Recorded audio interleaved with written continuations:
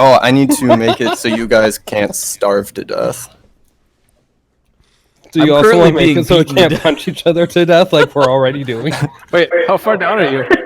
Half. You can't kill me, I'm the barbarian! Let's see. I'm the rogue! I will sneak attack you! Oh, I died. Oh god! This is the most dangerous waiting room I've ever been in. Dodge. So, everybody's all set. We will get a chance to talk about each character and who you all are in a little bit. But first, I guess we'll just get right started. I've enclosed you guys in this so you can't roam around too much. Damn. You feel free to explore a little bit, but just try not to too much, because if you go ahead, you might see something before everyone else does. It's still meant to be kind of like a game board, so... Well, I mean, this is actually kind of cool because, like, I'm a sneaky dude, or so if I roll a sneaky, I can go and sneak ahead and actually get to see stuff that they don't get to see. And I can decide, for sure. Ooh. I'm going to try and not be like, okay, if you run into this room and see all the monsters, like, you've alerted everyone. I'll try to keep it more role play. This is just more so for movement and to make it a little more immersive / interactive. I want to leave a lot of it up to imagination still, but I kind of got carried away with some of the detail of things, so don't get bogged down in all the Minecraft blocks. Got it. But. But.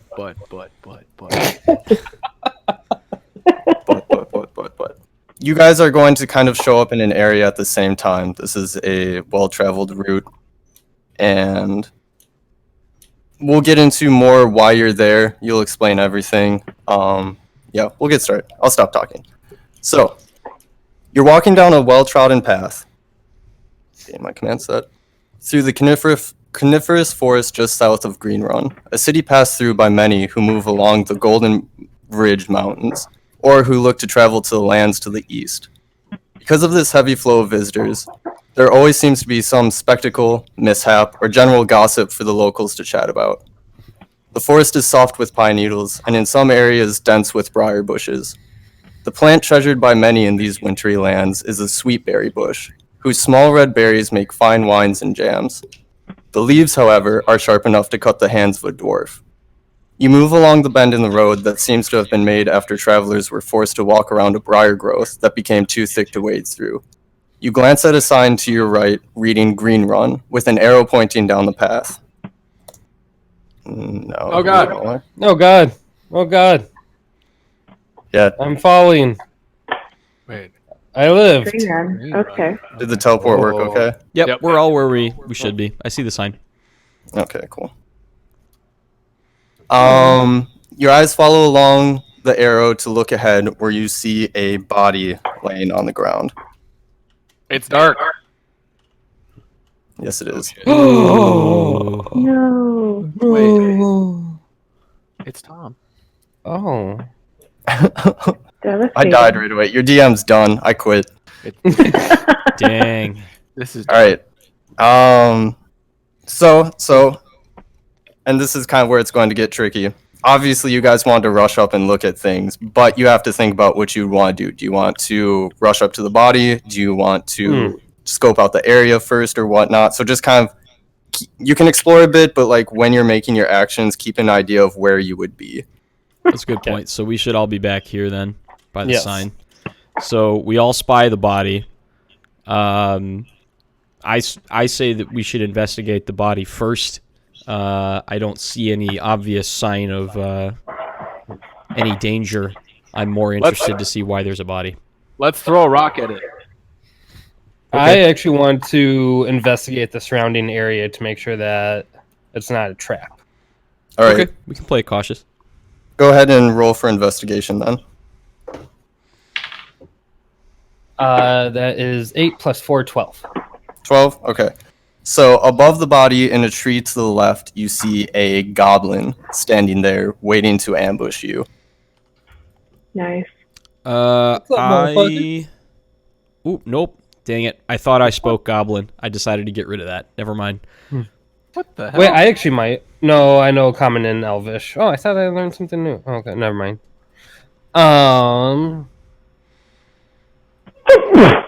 Wait, what is it? It's It's a goblin in the tree to the left, above the body. Can I speak Goblin? Oh no, I can only speak Common and Orc. I can. The goblin does not see you yet. Right. Does anyone can have try- a ranged attack of some kind so we can pick them I was off gonna- before we get up there? Wait, are I was goblins gonna- evil? Yeah, inherently.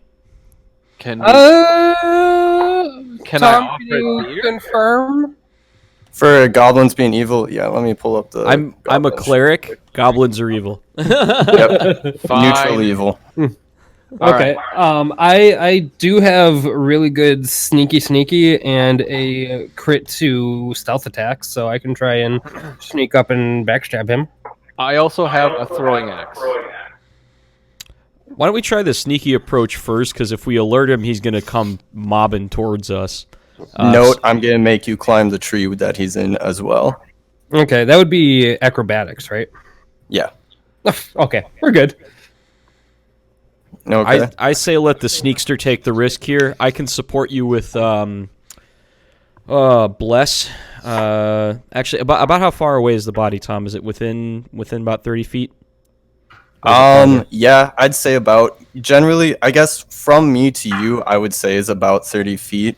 Well, if we're I'm- playing actual Minecraft, like each block is 1 meter, so about 3 feet. Right, and I am kind of taking that into consideration. I'm going to be somewhat loose with movement, but I still want to be somewhat accurate. Okay. Okay. So if you're within 30 feet, I can bless you now, and then you'll have an advantage against him once you actually attack, or if he attacks you. So you'll have a little bit of help with that. I don't necessarily want to waste it, though, because that's not a cantrip for me. I only get to use 2 spells a day. So if you think you can take him, we could do that. But if you get in trouble, you're still within spell range for me to support you. Okay. Okay, there's my sneak attack. Okay. All right, I will first try to sneak up. Yeah, so first sneak to the base of the tree, roll for that. What is that? 16 plus 7, that is some sort of math. You nailed it. You're good. You're at the base of the tree. I can't see you guys while I'm laying in this bed, so I'm just going to assume you're at the base of the tree now. Okay, yep. So now roll for acrobatics to get up the tree. 8 plus 7, so that's 15. 15. That's enough. I won't make you roll to see if you hit because both of those rolls were pretty good. I don't want to ruin it for you, so just roll for damage. I just need to read again what the... Where did you go? Sneak attack. Okay, once per turn, you can deal an extra 1d6 damage to one creature you hit with an attack with a finesse or ranged weapon.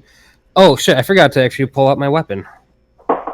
Pulling out your weapon, I won't take as an for the most part. Pulling out weapons can be free action, unless it's like a big hefty weapon you're taking off your back. All right, so this is I draw my scimitar and attack with that.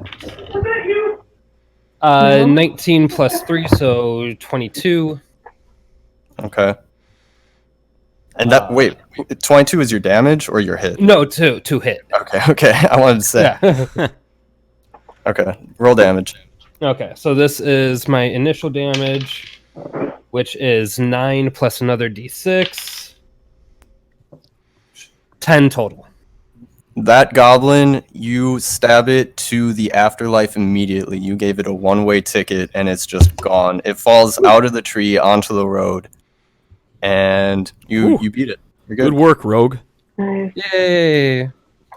Do I get any Thank you, XP sir. for that? Yes, you do. Let me pull that up. You get 50. Woohoo! Okay. Okay. I have slain you, beast. So what would you guys like to do next? Well, now that it's safe, let's approach, right? Go for it. Alrighty. So you approach the man, and you see his chest moving up and down. He's breathing. He has a big welt that's bleeding on top of his head. The booty shaking kind of stirs him awake. Friends, I possess the cantrip of Spare the Dying, which will stabilize dying people at 0 HP and perhaps allow him to communicate how he ended up in this situation. That sounds like a good idea. All right. I reach out to touch the man in the corpse and invoke Spare the Dying to stabilize his condition. Wait, what does he look like? He's breathing. It's a bit shallow, but he has a big bump on his head that's bleeding. What does he look like? What is he wearing? He is wearing nothing but red robes with white trimming. He's got a big bushy white beard. Wait, No, he looks like a common guy. He's a human, average height, kind of tannish skin, so it looks like he works outside a lot because you see tan lines on him. are these But he's wearing just commoner clothes. Okay, they're not religious? No, not religious. Can I potentially use? Would it be sleight of hand or investigation? I'm not sure, but I want to pickpocket him. Yeah, you can go for it.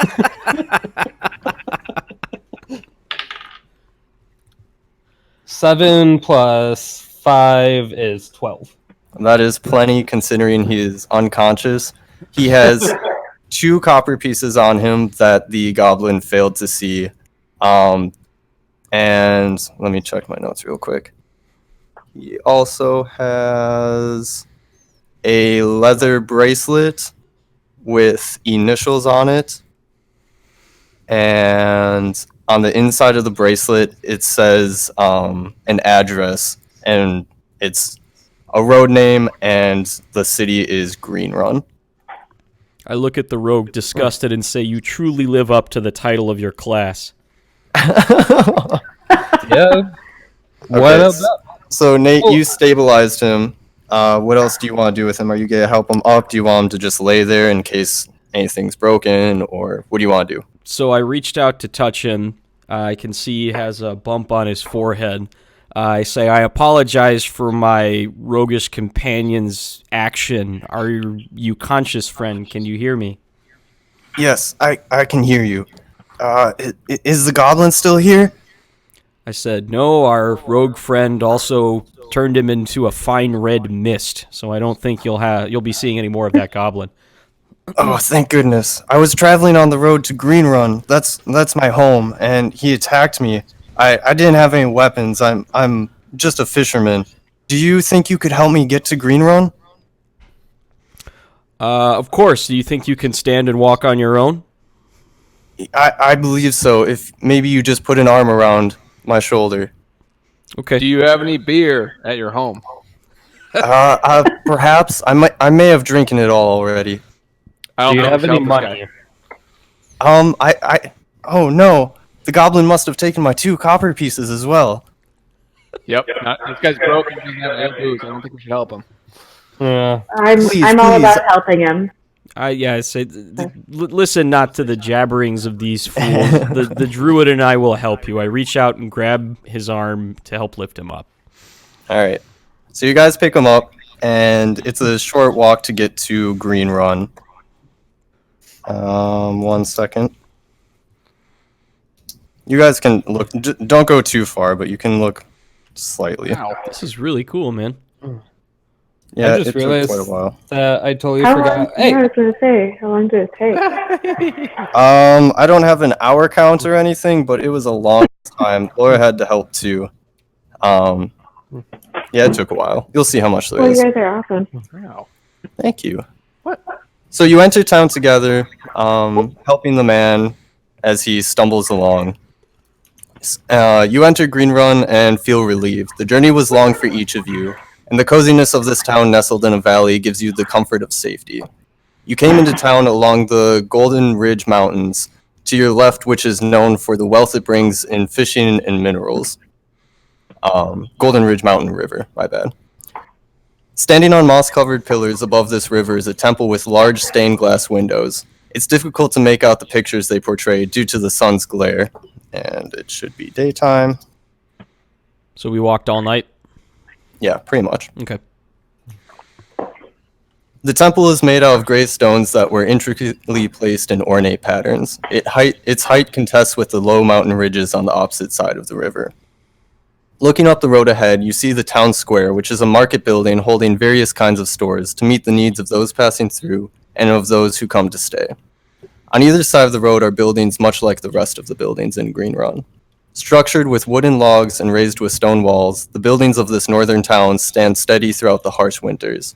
The wooden roofs always look new thanks to the constant maintenance the townspeople keep up with to prevent cave-ins from snow. From most of these buildings hang red banners, the symbol of this hardy town.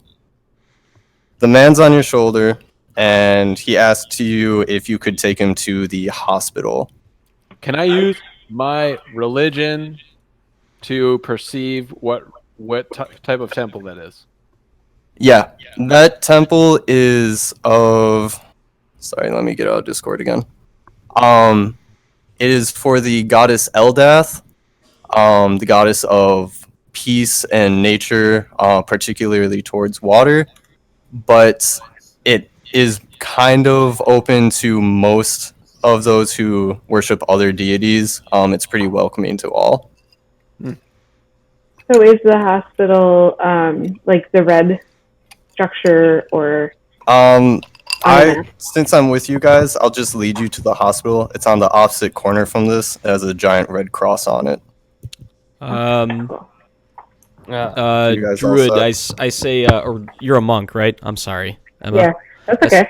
Monk, I say we take him to the hospital and leave these two fools to their drink. Yeah, I absolutely agree.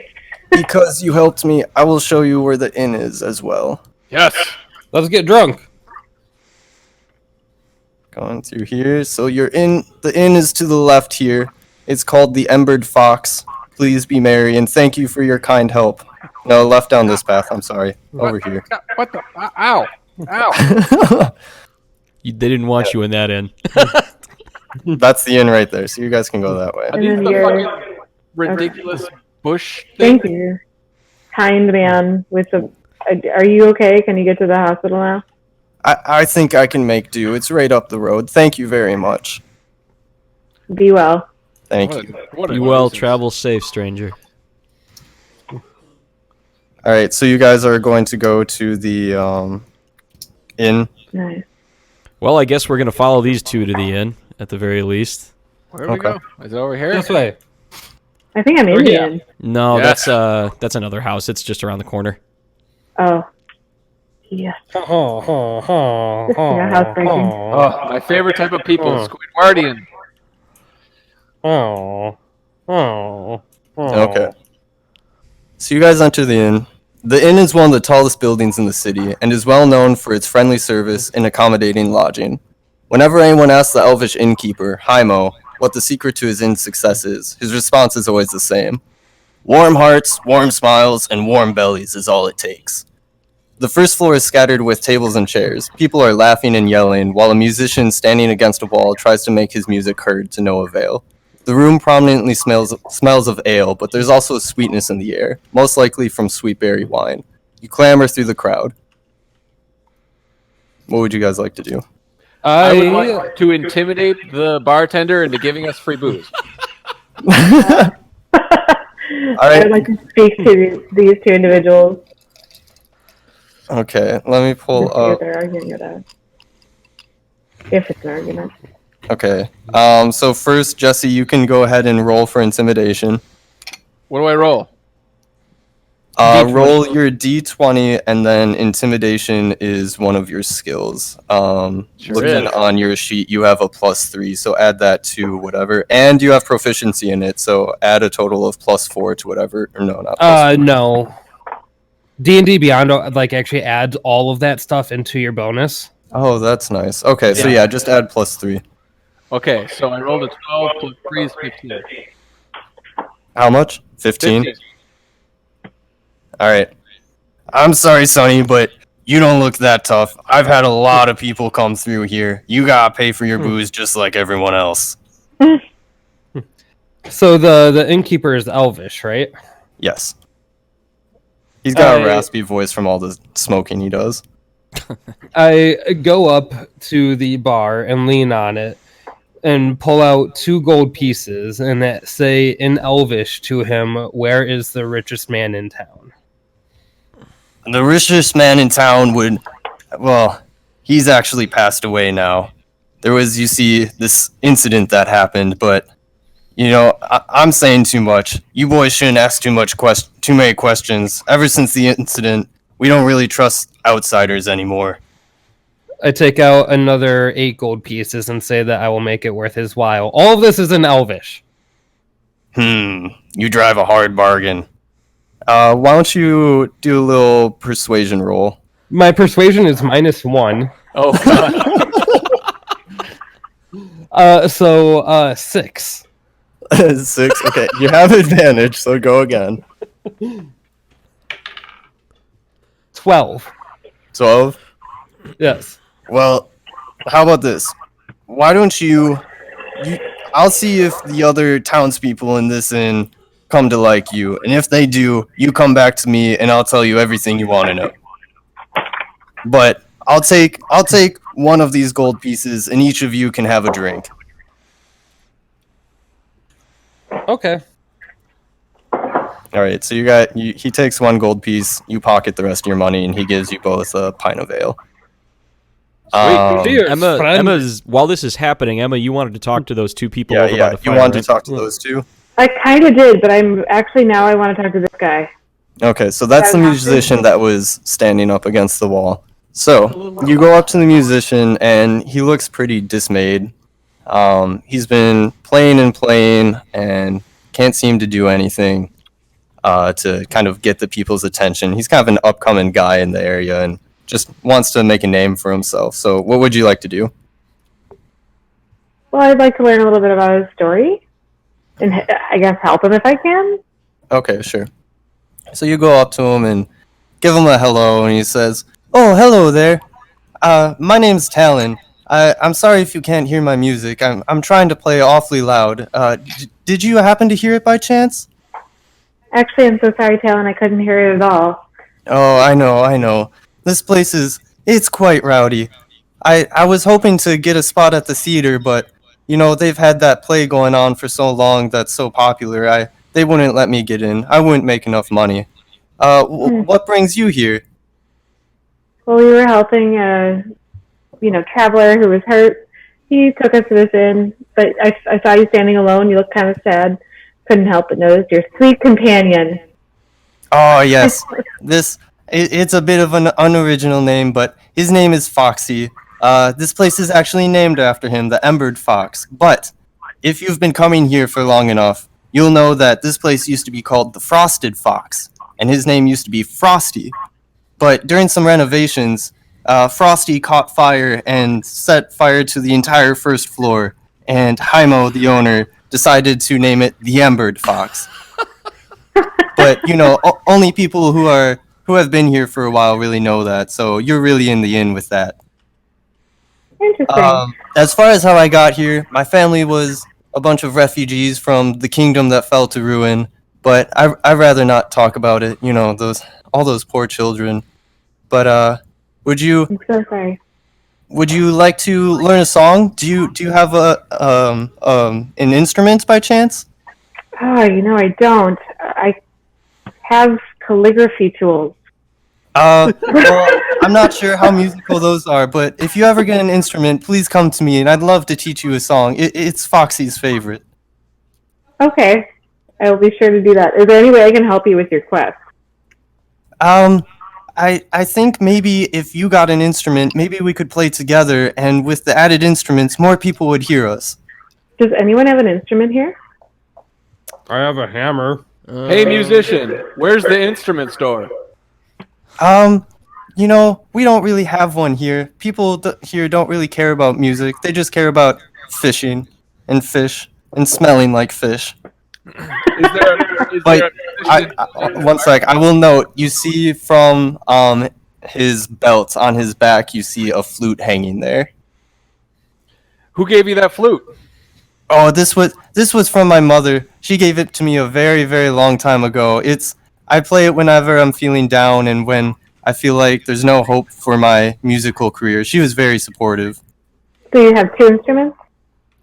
Yes, I have my lute and I have this flute. Do you think you would let one of us borrow that other instrument so we could help you get to your task? Oh, I'm sorry, but I couldn't hand anyone my flute or my lute. My lute, I've spent so much money on it, and I wouldn't want anything to happen to my late mother's flute. I'm wouldn't- terribly sorry. That's understandable. I just thought I'd ask. I want to roll to intimidate to take his. Oh my god. All right, You're roll for barbarian. intimidation. D20? Yeah, D20. Add your intimidation. Add plus 3 to it. 16 roll plus 3 is 19. He looks quite nervous. Sir, I suppose if you promise not to break it, I could give you this flute, but only for a moment, and please be careful. You look awfully brutish, I must admit. And he hands you the flute. You're lucky I've only had one beer. Give me another one and I won't break it. Okay. So would you like to learn a song? Sure. Why not? Fantastic. All right, so I'm actually going to make you roll for a sleight of hand for this to see if you learn the song or not. Okay. So D20? roll a d20 and add your character sheet says +1 to it. Oh, God. So, my sleight of hand's +1. I rolled an 8, so that's a 9. That didn't quite cut it. You squeal and honk on the flute, and to no avail, Talon looks awfully displeased. Can I I give go it up- to the rogue? You certainly could. I was going to just take it from you, but okay. Wow, no, I'm not giving it to the rogue. No, you already said you would. I was hoping to roll for charisma to get that flute from Dr. Coolbean. No, I'm gonna, Option?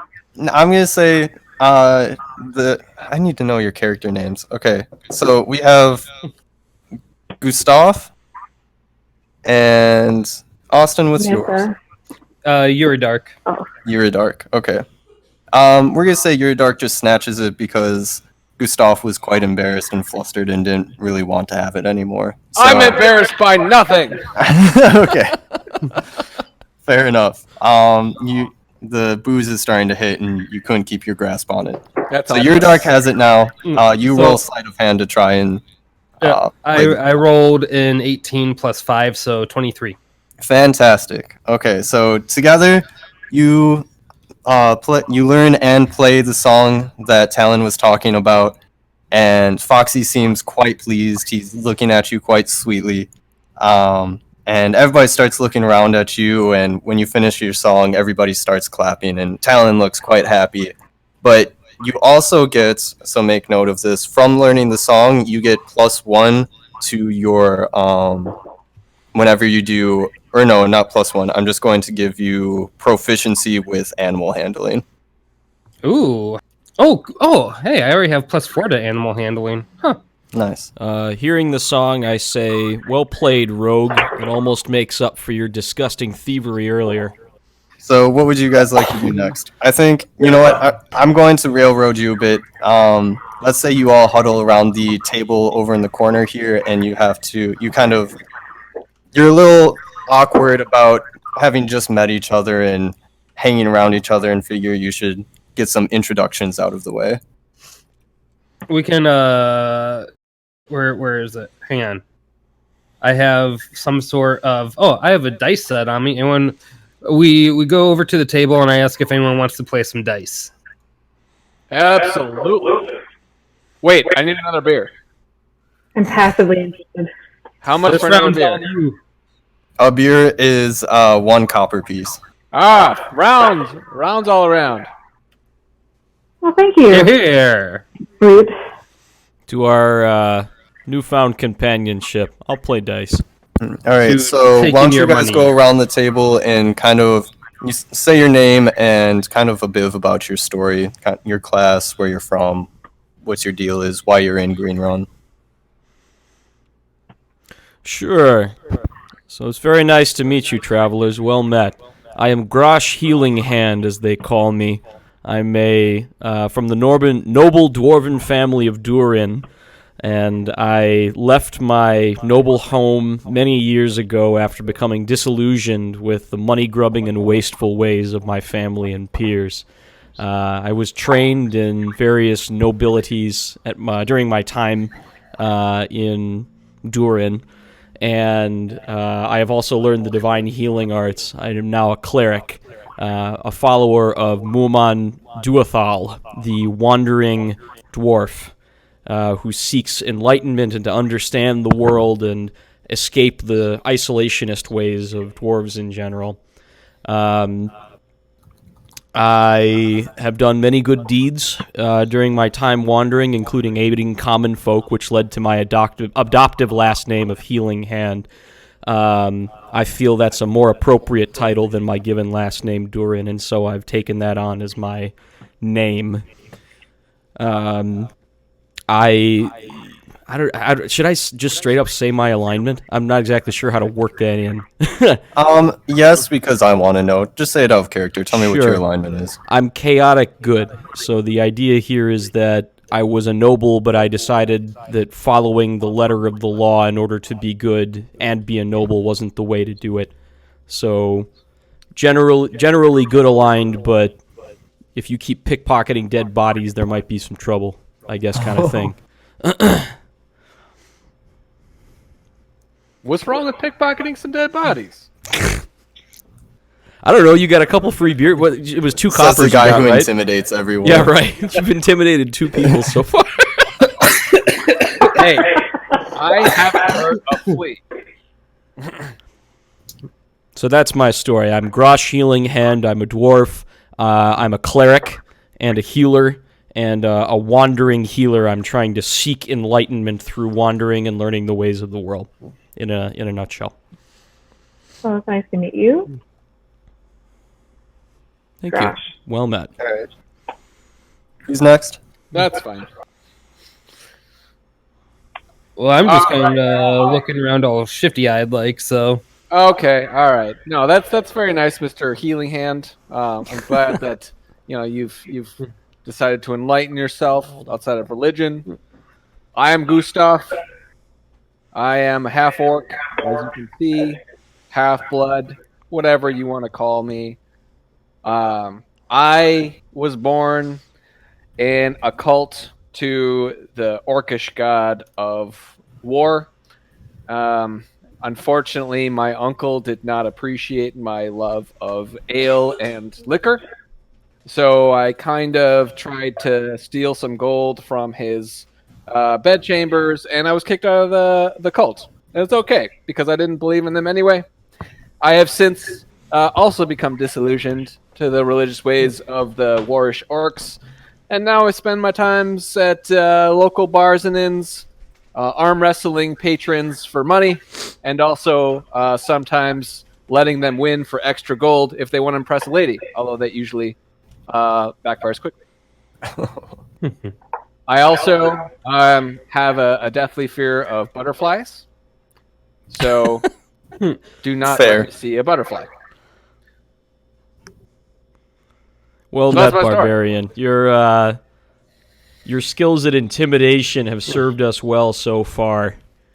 Hey, I intimidate. I don't hurt. I don't hurt anybody unless they hurt me. That's my rule. I intimidate because I'm half orc and it's easy. Okay, I'm a barbarian. I have a giant axe and I have giant teeth the size of most people's faces. So why not intimidate? But if you don't do any wrong by me, I won't touch you. I can't argue with that. What about you, What Rogue? about What's you? your story? I would like to hear from the monk first. Oh, well, as a monk, I did come from an order from which I did choose to leave as well. It's a sad story. I don't love talking about it, but I'll tell you, quite honestly, I was part of the Order of the Long Death. And I was also, I was interested in the moment of death and how we could torture individuals to get to that point, and I participated in those acts to the fullest extent. I did that participation. I was in, a part of it up into and including the death of my only child, who was a sacrifice for the Long Death. Ooh. After which I decided I really couldn't continue with that way of life, so I also am chaotic good. My faith is now agnostic, obviously. And the choices that I made live as a burden on my soul. Okay. Heavy background, monk. I Rogue. like the variation here. I am intrigued in this order that you come from, monk. So I think that's You what I all. have to say. Interested to hear now more about the wood elf. Speak You all more. don't need to know much about me. I grew up on the streets. Those filthy humans took everything from my kind. I live, I survive. I do what I need. If someone goes down for that, that is not my issue. That is all you need to know. I He'll don't know. warm up eventually. I feel like we can know more than that. I feel like I would like to know more. I feel like there's probably more. Why don't you tell us who it is you're running from, Rogue? It couldn't be more obvious with the way you speak to us. Whoever said I was running from? Are you Roll running to- towards? Rogues roll never to run intimidate towards the- anything. Roll to intimidate the half elf, the wood elf. Okay. Go for it. D20, Yep. 4 plus 3 intimidation. Nope. I look over at you and say, what are you doing? Are you constipated? There is bathroom over there. Let me do It has been a couple days. You know, they say 3 times a day to once every 3 days is normal, so you're good for now. For now. All right. So you all. I will tell you this: where there is money, I am to be found. That is all. Sounds like a rogue. Can I roll a quick persuasion check to see if I can get him to answer the last question I just asked? Yeah, go for it. All right. So that's D20. My persuasion. Austin, is I'm just gonna 3. put this against your armor class. Okay. It's only an 11 total. I Nope. offer to arm wrestle for more information. You got those those 2 things to go You've for. got tree stumps on your arms, and you're like, "Hey, man, you want to arm wrestle?"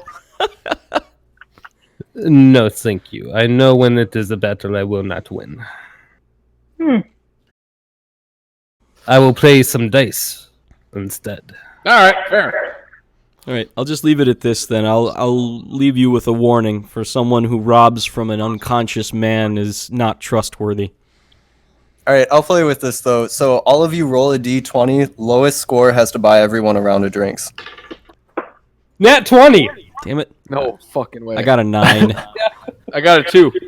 Bye, Rick. I got an 8. All right, so Jesse, deduct your amount. You all raise your glasses in the air and say cheers. Toast. Cheers. Take your drinks. Toast. You're feeling Whoa. pretty good. Ugh, Oh my god. this Ooh. is not good. So what do you guys want to do next? Are you gonna play dice for the rest of the campaign, or are you gonna do something? Wait, okay. I mean, I made this whole map, but if you want to play dice, that's cool. Getting trolled. DM, I love it. Wasn't there something else to do? Is there anyone else interesting in the bar? We look around. Well, Monocle. Hymo said he would talk to you again once the crowd was pleased, and they look pretty pleased after your performance with talent. Hey, I go up. I go up to Barbarian. Hymo. Barbarian, before you go intimidating everyone in the room, how about you let someone with an eloquent tongue try and get the locals on our side first? Same thing to you, Rogue. It doesn't do well if you go pickpocketing everyone in the bar. I I don't stand by know. Josh. I remind Mr. Grosh Healing Hands that I have won over the hearts of the crowd. I also roll to teabag the cleric. Crit 1, you drop your pants and fall over. I like the comedic relief. All right, I'll go with you, Nate, because you haven't done much talking with anybody. So you go up to the innkeeper, Hymo, and strike up a conversation. So So you say hello. Do you want to say anything in particular, or just kind of a greeting? Hi, Mo. Can you get a load of the half-orc over here? I haven't seen a half-orc drop his pants in a while. Have you? That was hilarious. I haven't seen that in almost 3 days now. I'm glad to see it again. It gets me every time. I know it's a pleasure. It's quite a sight, isn't it? I indeed, and sadly you don't have much of a bum, but that's okay. It was still funny anyway. That's okay. I'm front loaded. My motley half-naked crew and I are new in town. What can you tell us of rumors, and do you know of any way a group of wandering rogues like us could make a few coins in this area? Well, the townspeople seem to like you, so yeah, I'll give you a couple details. The reason I was so standoffish before was we had an incident at our gem shop just a few weeks ago. A couple of bandits broke in and blew the place up and stole a bunch of gems. They also kidnapped the guy, Mateo Bean. He was a good man. They escaped into the mines, but we weren't able to chase them because a couple days later, after only a few people went in after them, the mine collapsed. So now it's just an empty shop and a sad widow. But besides that, if you need somewhere to stay, Cleric, we have a temple that will house you for free. Otherwise, you are more than welcome to stay here. The priestess there might have a couple pointers for you and might be able to help you a little more than I. Besides that, you should probably check out the theater. The theater here is excellent. People come from all around to see kind of what's going on, what's the latest play. Right now, it's a beautiful performance on the fall of the kingdom, the great kingdom of Dunrai. You could also check out the adventurer shop. He has all of your adventuring gear, and he lost, well, I'll let you talk to him. Okay. Anyway, besides that, you could also go to the docks. The fishing shack owner there, he has a fondness for handcrafted items, mainly fish themed, so maybe if you could get him something like that, he might be able to help you. Okay, thank you very Besides much. that, feel free to stay here anytime you like. Okay, thank you for So the are- information. You're welcome. In this town, it looks like it's a bustling metropolis where our options are go to church, go to community theater, or check out a shop right out of the SpongeBob movie. I'm excited. Basically. I ask Hemo again in Elvish because I want none of y'all to know what we'd be talking about. I ask him if there is a bounty for the robbers of the gem store. Well, we will have put one on, but we have no idea who they are. All we got was a couple of blue cloaks and this weird-looking emblem on them, but no one can really agree on what the emblem looked like. So, yeah, no bounties. But I'm sure if you brought them back, the police would pay you at least a fair price. Alive or dead? We've got a lot of religious-based characters. Can when one of us roll for religious knowledge to find out what that emblem is? Not currently, because no one got too good of a look at it. That was pretty smart thinking. You asked dead You or said- alive. you The said- police here really wouldn't care. Alive is fine, but dead is one less mouth for them to feed. You said blue robes, right? Correct. I look over at my new friend, Grosh Healing Hands, Mhm. and say, Grosh, what color of robes was that man that we found wearing? He was wearing red, I believe. But they were robes, yes? I believe so, yes. He was wearing robes with a big white beard, although he claimed to be a fisherman. I've never known a fisherman to wear robes before. I think we need to pay our little friend another visit. You make an astute point, my loosely moraled friend. So I'll turn around and make a suggestion to the party here that the first thing we should do is go visit our fisherman friend again and see if he knows anything about what happened. Maybe there was another reason he was knocked out on the street. We can also stop by the gem store. I am very good at investigating. I may be able to find something that the police missed. Ha! Investigating. The gem store. Yep. Let's take the thief to the gem store. Sounds like a great idea. I'm down. I vote we visit the gem store first and then visit the fisherman. Is everyone in agreement? Any other suggestions? I'm down. I look at my orcish friend here and say, whoever said I was a thief? Let's stole see. from The a guy that nearly steals dead 2 man. gold. Yeah, the guy that steals 2 gold pieces from a dead man, Right, 2 copper pieces, but nonetheless, you're stealing and from then a dead literally man. doesn't tell him that you took those pieces. That's called Is stealing. there All right, all not right. something that they You did guys can- before? Walk and talk. Go down the road and take a Walk and left and loop to the other side of the building, the other corner. It's the blue shop. Hey, I'm not against stealing. I'm just saying. Nope, wrong way. Turn around. You see the yellow shop? Go past that. It's on the other side of the building. Call a spade a spade. Blue shop, right there. This one. Mm-hmm. These are mushrooms.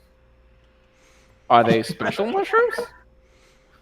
So what do we see inside of the abandoned jewel shop? Well, there's cobwebs because it's abandoned. I should memorize all of your passive perception and intelligence. Well, 5, Here, 10, 9. the porch. Well, you guys got a couple dumb rocks in your party. Hey, you're a rock.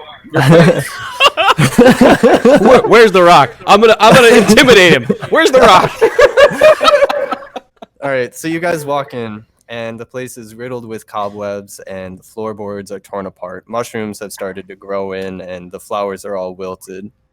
The bookshelves are cleared. It seems that after the robbers had come, or the bandits had come, more people had come to see what they could take. With the shop owner gone, no one was there to look after things. Why don't you all roll for investigation? Ugh, 3. Oh my god. Where am I? 17 total. Sorry, what die is investigation? I'm brand new. Always, when I tell you to roll something, default to D20. Okay. And 16. then just... Okay. And Wait, did do you add your perception investigation? or investigation? Yeah, investigation. 0 investigation in my character profile. All right, so read through your numbers again. 3. 17. 16. 11. Okay. God So, damn, that brute.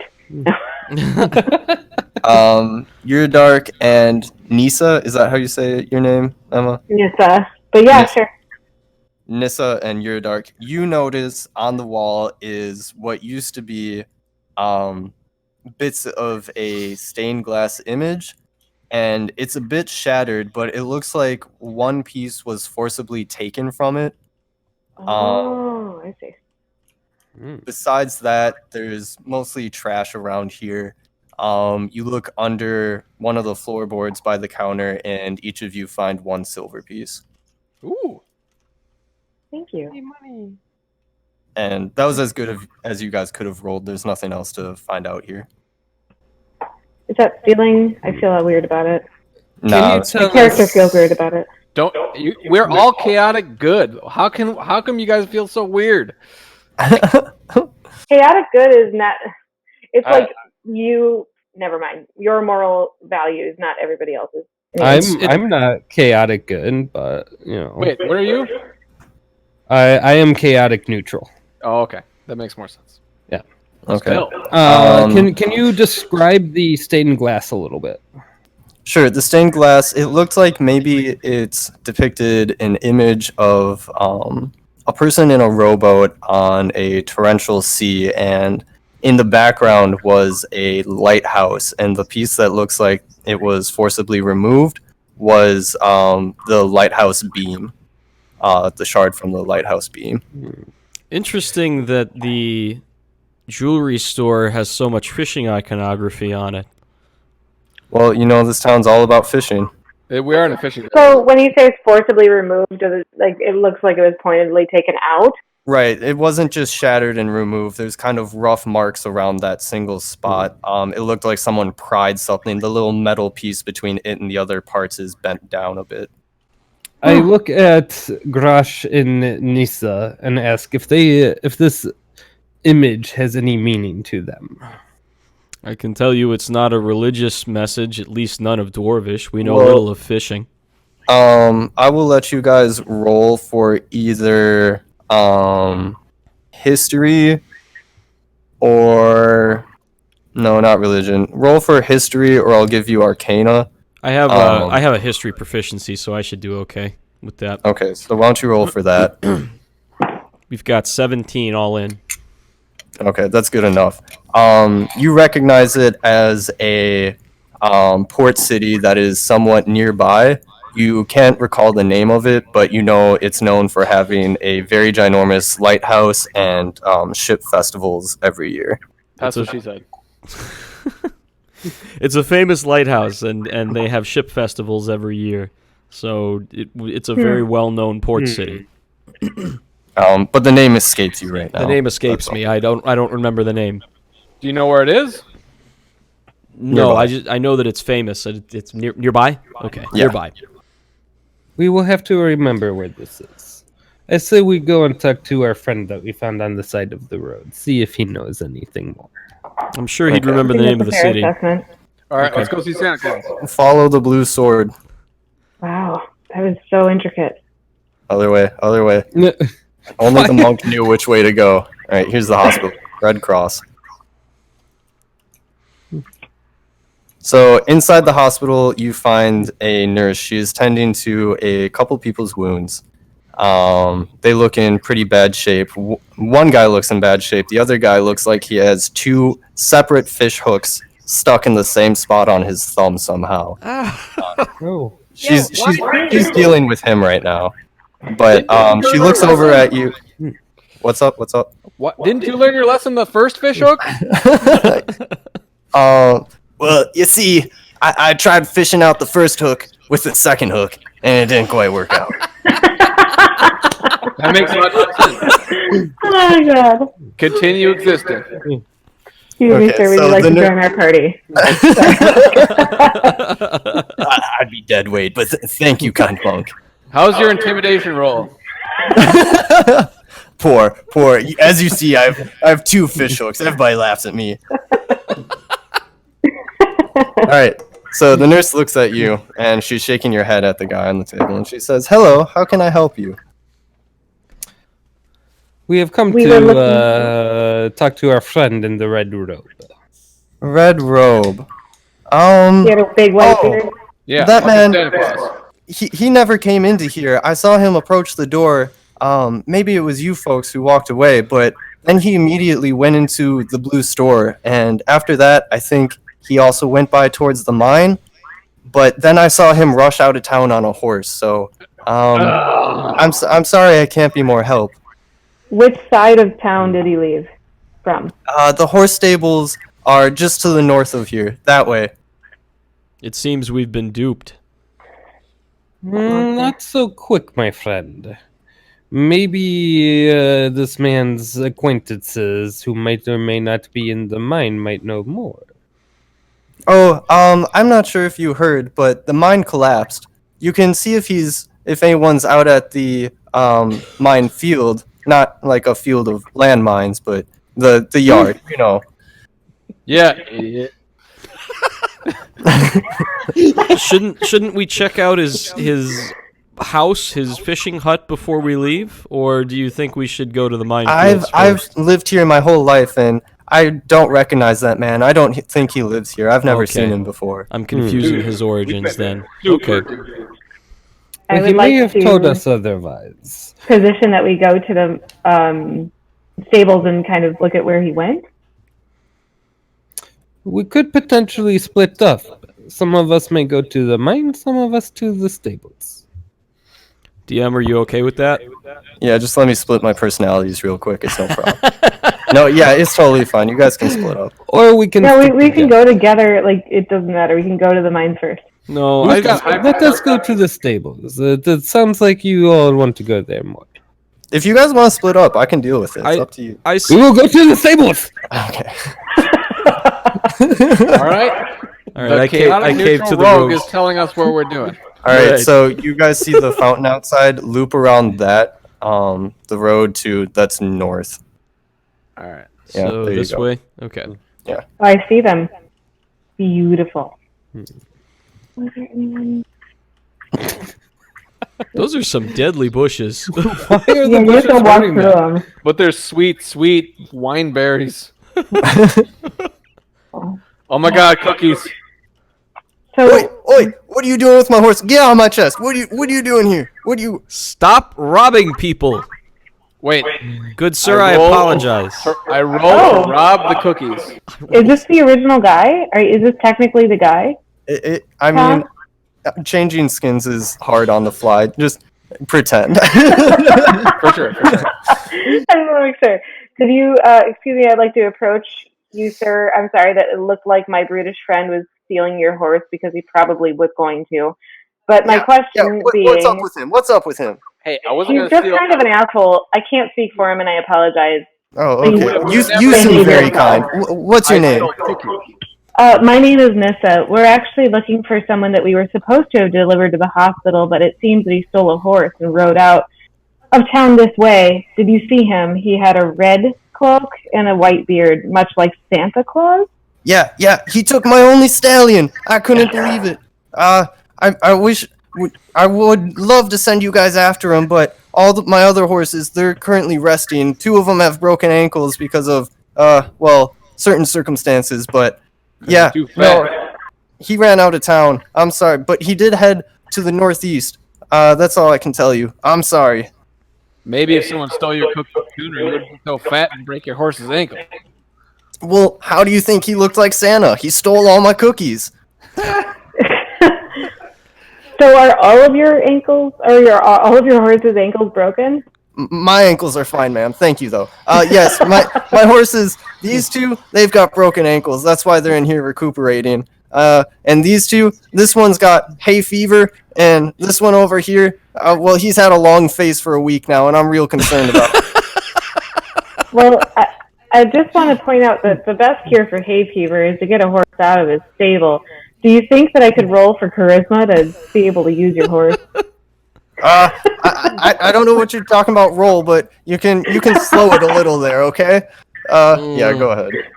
Why don't you roll for persuasion? This is the cleverest yokel ever. 12. All this rolling talk's really got me confused. I think you folks better leave. Goodbye. I want to roll to chase Quantum Bit and hit him with my axe. No. I mean, I'm prepared for you guys to do pretty much whatever, so. Hold on, I yell, "Hey, Barbarian! I'll buy you a What? beer if you don't attack that poor innocent man."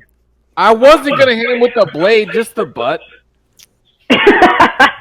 It would have just knocked him out. It's fine. Sir, I've heard that your butt is actually quite small, so I don't think you can do anything. Thank you. You talk right to my axe, boy. My axe got a bigger butt than me.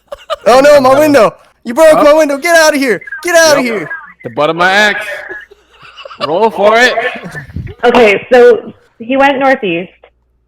Right. Question, do we choose to pursue or do we choose to go to the mines? For the sake of cutting out your argument, that is for later. I can only build out so much of the world at a time. If you guys try going to the northeast, you are going to run into invisible blocks that keep you into my little world of amusement. Oh, It was suggested that we go visit the area around the collapsed mine. I think maybe that would be a good next move. All right, let's do it. Let us go to them. Oh, we lost Marmo. She's doing a wonderful job of skin changing a bunch of times for me. Do you guys? So if you go to the hospital back on the road you came from, around the fountain, you follow the road past the hospital door. Got it. East. Oh, you get into the fountain. Are you back at the fountain still? No, I'm just literally in it. Just Oh, I think she's stuck, man. Can you teleport her out of there? Oh dang, yeah. I All right. tried checking for I can this. take Sorry. care of it too, but nah, it's all right. It's totally cool. Do the Thank squid you. dances. So you guys arrive, and pardon, like, the chest. Mojang wanted to make everything Christmas presents. Those are supposed to be actual-looking chests, but, you know, whatever. I love it. So you guys arrive at the mine, and you see lumps of gravel and coal and some carts and rails in disarray. You look at the entrance, and it's just completely crumbled in. There's no way to pull the rocks away. A couple of you try to lift some out of the way, but to no avail. And why don't you guys roll for perception? Alrighty. Oh my god. Okay. 23. Okay. 8. 2. Hold on 1 second. 16. Okay. So, Austin, you go up to the rubble and you find a little emblem that has a circle in it with a like a waterfall. It's a circle with a waterfall falling into a pool, and on the back of it says Eldath. Is this a language that I would know? Eldath is the you guys learned the temple, the deity that the temple is for. Oh, so this is the he's a generally good deity then. Okay. Mr. Healing Hands, Yes. can you come, please? I approach. Tell me, what do you know of this emblem? It's the emblem of Eldash, the god that this village worships. He's a generally agreeable god. I don't think that there's any Goddess. Goddess, I'm sorry. Why don't you roll for religion? Yeah, sure. It's not a skill, is it? Religion? Oh, yeah, it is. Yeah, yeah, it is. All right. 2. The cleric doesn't know. I actually don't have proficiency in religion. I haven't Really? I do. I'll roll for it. Wait, what? The barbarian has proficiency in religion? What the fuck? I came from a religious cult. No, yeah. Oh, He's a Nate, cult you bearer. could have chosen religion. Okay. You get to choose 2 from a bunch. Yeah, I know. I decided intentionally not to pick it. That's fine. That's fine. Yeah. I roll 15 for religion. Okay. Nate, why don't you still roll as well, since Uriydark was talking to you? I rolled a 2. I rolled already. I okay. nat failed. I was like, what's that? So, Gustoff pushes Grosh to the ground and says, I know what that is! Ah! That's the emblem of Eldath, the goddess of peace and nature and calm, normally associated with still bodies of water. What's Santa Claus said? Huh? What Santa Claus said? I guess I was talking for the orc, but you know. Also, what else? You notice the temple is part of it, and that the symbol itself normally is held by whoever worships at that temple, like the head priest or priestess. Like the symbol that medallion would have come from them. Well, I might not know what that god is, but if there's a temple for it here, maybe we should take the symbol to them and ask them about it. That sounds fine. Great idea. I am running out of beer. We should stop by the end. All right. Do you guys know where to go? Do you remember where the temple was? I think you can Yes. see it, right? Yeah, it's right by where It's we pretty first tall. started. Yeah. Do. Along the way, I talk to the half-orc and say, so, were you an alcoholic before or after you left the cult? It was part of the reason why I'm no longer in the cult. They were not so accepting of the alcohol. Something about how it made you woozy for battle or some shit. I don't know. The one benefit of all dwarf religions is that drinking is a part of the religion, so there's really no getting around that. I should. You would have If been well any of accepted you in get dwarven lost halls. trying to get to the temple, let me know. Wait, to the temple or to the... Temple. I'm determined to find it. Okay. I thought we were going to the pub. You walked right past the pub. Okay, stop. Okay. I would agree with the rogue. Wait, where is it? This is just no. Stop being killed by the bushes. I have like a Seriously. million. Oh, I found the temple. So you guys make your way to the temple. As you walk up Wait, to that's it, the giant X, right? It's over here. Oh That's- my god. no, What? No, yeah, no, no, that's that's, the a wrong way. that's a windmill, dude. What are you? Oh, hey, I learned a new recipe.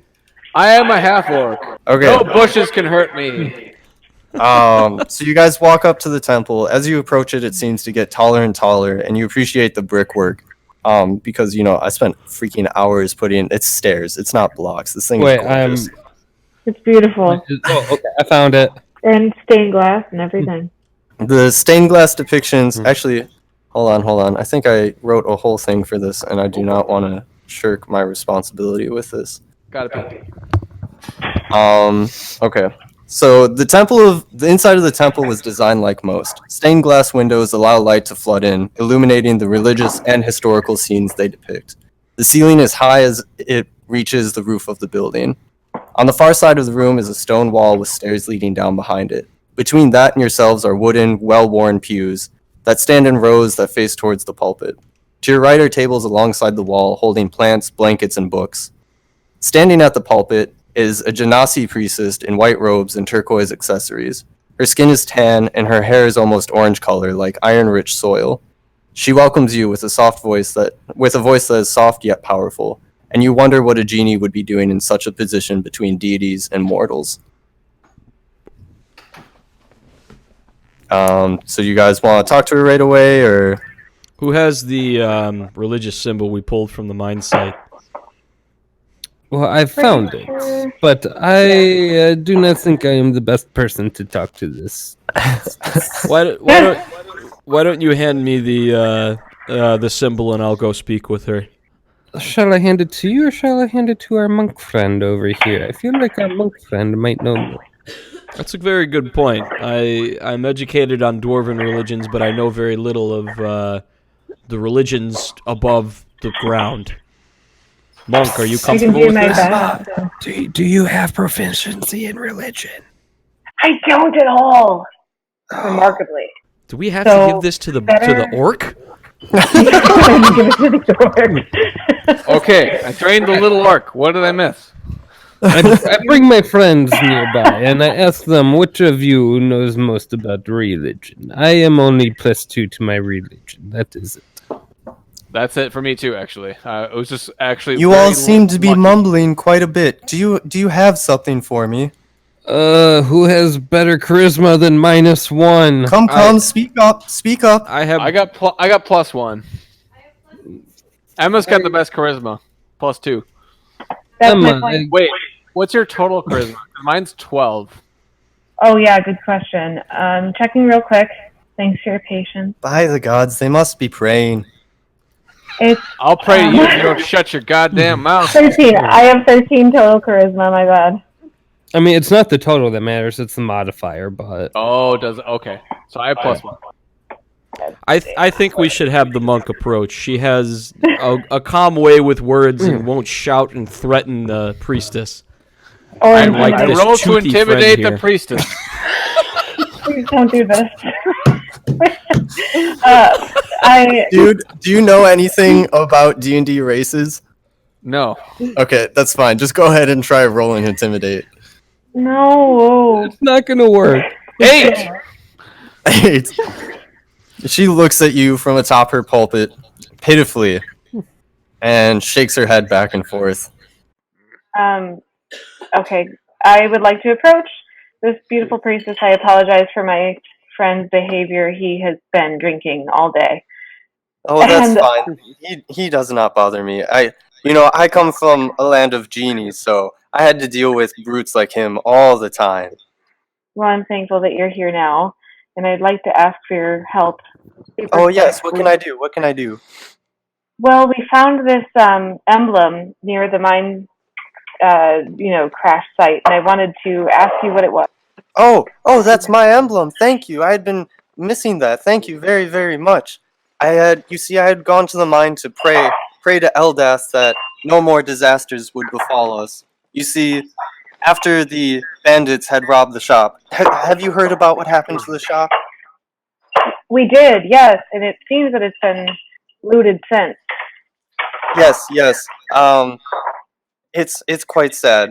Once they had fled into the mine, it appeared after a couple of days the mine collapsed by some natural or maybe godlike power. So we were unable to pursue them. And I have been spending my days tirelessly praying to Eldath that no more disasters befall us.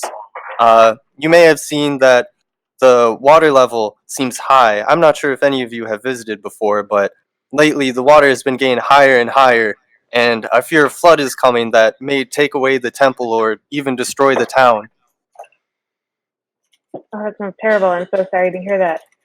We've never been here before. All of us are newcomers. Welcome. Thank you. How can we best help? Well, I must say, I'm not sure how I feel about you, especially because your friend tried to intimidate me, but maybe you could help us. No, I don't know. It might be too much to ask. What do you think? How experienced are you with adventuring? While they're Actually- talking, am I able to like try and sneak downstairs? Yeah, sure, go for it. Roll. 15 plus 7, so 22. Yeah, go for it. Go down there. Woo! I think adventuring would be good. Okay. We would be happy to help you. I'm so sorry to, again, apologize for my friend. He's unusually difficult today, but he genuinely would like to help. He is chaotic good. So Okay, well, maybe... Here, I'll tell you what. You go and speak to a few people in the village, and if you get their blessing, maybe particularly from a farmer, I might help you. But if you don't really want to talk to them, that's fine. But to guide you to the farmer, he is up the ridge that way. On top, you can see the windmill. Otherwise, if you don't want to make that hike, maybe if you could possibly go look into what's happening upstream that's making the water rise so much. I think both of those are good options. What do you guys think? I think maybe going to check and see what's going on with the water first. We can't control water. Let's go to the farmer. I think I'd rather not be flooded. I think we should do what the monk says. Hey, what happened to our rogue friend? I don't see him anymore. So I'll describe. I had to come down here to see what's going on. Besides, I snuck away. Y'all didn't see me sneak away. So you're down in her living quarters. Sneak away. You're down in her living quarters, which are quite tidy. Some religious paintings hang on the wall. You notice a flower and some banners with the image of Eldath, the water into the still pool. And over around the corner is the restroom, and there's a desk and a bed. Investigate the restroom. Okay, so you go into the restroom. Yes. The priestess, whose name I guess I should have told you is Title, she was done talking, so she came down and she hears rummaging in her bathroom. Why don't you roll for... Well, do you want to see what's down here, or do you want to roll for stealth to try and get out? Well, is this foliage here? That's supposed to be a curtain. Oh, okay. That's the best I could do. Damn. I will actually roll for stealth. Okay. So yeah, roll it. Oh fuck. 4 plus 7, so that's 11. Okay. So you're checking out her shower. You slip and fall and knock her toilet, and she rushes in there to somehow find like all of you in there after escorting you out the door, which is odd. But she says, "What are you doing in my restroom? You could have just asked. Please leave. I'm very uncomfortable." We're very good friends. My I'm so sorry, priestess. I had hoped to assess the situation. What are you doing down here, Ninja Foof? Can't remember your real name. You see, us elves, we are quite embarrassed about. Why don't you roll for perception again? That's 18 plus 4, so 22. Okay. On your way out, you see on one of the paintings, there's a castle, and down it is like a crack going down the middle of the castle. On one side of the crack, it's a kind of blue shining light that looks like a person, and on the other is a red shining light that looks like a person as well. As I leave, I say, I'm sorry. As elves, we find it quite embarrassing to have to use someone else's restrooms. I understand. You know, anytime you need to use my restroom, you feel free. I completely understand. Thank you. I appreciate it. Let us go. All right, so That was a most understanding genie to put up with all of our buffoonery. that You really two, was. Rogue and Barbarian, hold yourselves accountable. When we're in public, you need to not scare the hell out of everyone. I take our monk friend aside and I say, "Hey, monk, what do you make of this thing that I saw on the tapestry?" God damn it. Honestly, I would like to ask more about, what was on our tapestry, but because we were intruding, I feel that would be rude. Why don't you roll for history? I don't have history knowledge, but I will roll for history. Would you have +0? 10. No, I have history. I have +2. Okay, both of you can then. Shit, 20 total. Nice. And the monk? I am not like I do because I feel like I have gotten a lot of high rolls. I'm not making this up. No, I believe you. There's usually someone who has. Go ahead. Sorry. Nope, just 10. So I think the group okay. one. So Austin, you notice it as the castle of the capital city of Dunrai. And you know that there's a legend surrounding it. You guys are all from different lands, so you're not exactly sure what happened, but you know that was the capital city. What time of day is it? Currently? Yes. You guys have done a lot. It's evening-ish. You could go talk to the farmer. If you went somewhere far, it would be nightfall. So if we did speak to the farmer, we had two options. One would be to check on the water level and see what's going on. Yep. Those Did are we those are the agree we wanted two. to You do can that? check the water or go speak with the farmer.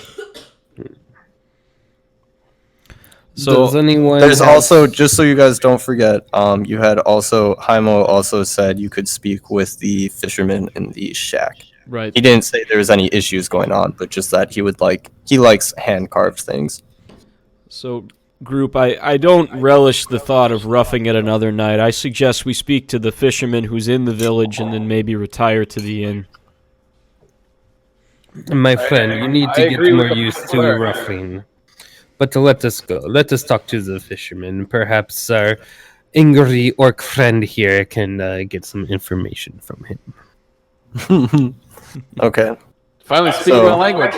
You guys are going to go down to the fishing shack? Yeah. Yes. Okay. You guys can make your way there. It's that wooden building right next to you, like the stripped wooden wood. I've got a little thing. What is with these bushes? Yeah. It's the ones that you talked about with the sharp leaves. Yeah, it's just, I liked them, and so I wanted to let you, I gave them a little lore so I could put them around. I like it. Hey, Squidward. Squidward. Sorry. Squidward 27. We meet again. So sorry, I got a little description of everything here. So the smell of fish is strong at the docks, which luckily does not make its way up the slope into the village. Wooden stairs leading down towards the river turn into a wooden bridge across it. To the left, downstream from the bridge, is a shabby-looking fishing shack. The wood walls are worn and the roof looks to be in disrepair. The fillet station is stained red from use over time, and the shack itself stands on wooden stilts that creak in the wind, moaning under the weight of the dilapidated building. To the right, upstream from the bridge, is the town port.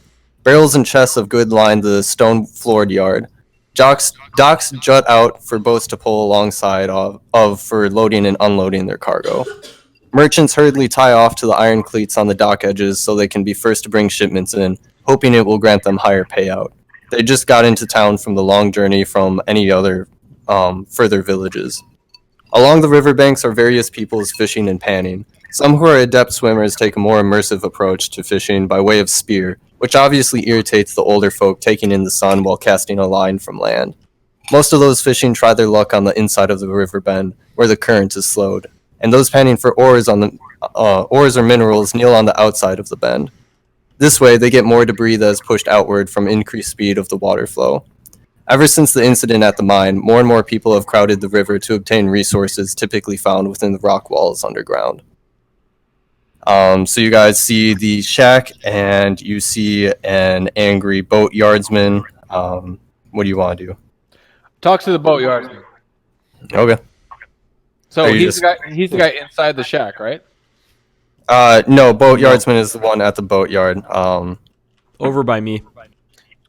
How's it Obviously, going? while they talk to him, I'm going to try and steal from these chests. Okay. Okay, a lot of them are locked, so periodically Good. I'm going to ask you for a sleight of hand. So why don't you go ahead and roll that? I was while gonna- I do start have this. thieves' tools. Okay. Roll. I'm still gonna say you roll sleight of hand, but you have advantage. Carpet. 13 plus 5, so that's 18. Okay, so you open the first chest, and for some reason, someone stored a ton of fish inside a locked chest, but they're all salted, and will preserve well. How much? How many fish? There's about 10 of them, weighing at about a pound and a half each. There is not fish in equipment. What are you looking for? Are you looking for worth? Are you really going to steal fish? Yeah, so we can eat. You didn't All bring right. any food with you? Did you I guys? Do you guys remember the food thing I had talked about? This is a good time to bring it up. Some campaigns will have you maintain a steady diet of 1 pound of food a day. Otherwise, you are exhausted. I don't want to do that. I'm going to make food optional. So if you eat 1 pound of food for 2 days, then on the third day you get +1 to your Constitution skill, which could add to your modifier if you're at an even number. Oh, great fisherman that looks like the Legend of Korra. That's Where do actually that's Katara, the hair loopies. But go on. Okay, I'm going to steal all 10 and just put it under ration. Is that cool? Yeah, that's cool. Just make sure you keep track of the weight so you're not over encumbered. Pound and a half. What is my over encumbered? It is your strength modifier multiplied by 15, or strength well- skill by 15. Okay. I'm good. It'll also tell you if you're encumbered. If you click on equipment at the top, it shows your total weight Oh, carried hey, and whether or not yeah. you're encumbered by it. Okay, cool. Yeah, I'm good. Oh, great fisherman that looks like the Legend of Korra. Yes. I'm busy here. Can I help you? Absolutely. Where do you stand on the spears versus the fishing poles? Oh, well, I'm not neither a boomer nor Gen Z. I'm kind of in the middle. So I can appreciate both. I like that. You're a man of multiple worlds, many skills, a Renaissance man, if you will. Here. Listen, buddy. I know what you're after. I can smell it on your breath. If I give you a pint of ale, will you leave me alone? I've got busy work. Oh my God! I was about to give you a pint of ale. Okay. No way. You know what? Here, I'll give you 2 pints of ale and then drink my last third pint in your name. What's your name? All right. My name is Gustoff. I am a barbarian of the great worlds of Thrash. Let me tell you, I really love your robes. Where did you get these robes? Oh, well, you know what, Gustav? I like the cut of your jib. I have them imported from upriver. They come from a really nice rope making place. You should visit sometime. Really? Oh my God, I should visit that. I look like a pile of shit right now. I mean, my robes are shit as hell. You're putting up the shit from this like cleric piece of shit, this rogue. I got some like reptile following me. It's been a crazy day. Man, that Now, sounds crazy. You know, we've been going through the town. We've been wandering around. We've been seeing like the mine collapse in this medallion. What the hell's going on in this crazy town? Oh man, You know, I wish I could tell you, but they keep me out of the loop, and I'm totally fine with that. Something about an explosion at a gem shop and a collapsed mine and rising rivers. You know, I only really care about the rising rivers. If that happens, I'm out of business. I got nothing to do. My docks are gonna go away. All my shipments. I won't have a yard anymore. I won't know what to do. So I sit here and I drink and I fill orders and I drink and I sit here and I drink and I hope the day never comes. I completely understand that. That's basically my life. Let me tell you. Now, rising rivers, I understand, but it's funny. Explosions. We were looking at the gem shop, and it looked like there were pieces of glass being taken apart deliberately. It didn't look like explosions. It looked like someone was, doing some stuff to it deliberately. What do I look like to you? Do I look like an art dealer? No, I deal with fish. You want to go talk to art? You want to talk about art? You go somewhere else. Right now, are you gonna drink with me or not? Here, let's have a drink. Drink. Yeah, baby. All right. Can I help you guys with anything else? I got lots of merchants lining up here, and if you guys aren't selling anything, I should probably go. I'm gonna make Nate, a what's deal your with you. perception? Nate, what's your perception? I have a +3 to Or sorry, not perception. Nate. I- Cool. I'm gonna make a deal with you, fisherman. It'd be interesting. If Would you like to do something, Monk? Yeah, I have +2 perception to ask this guy, roll for perception and ask him a question based on Yep. that. Is that a thing?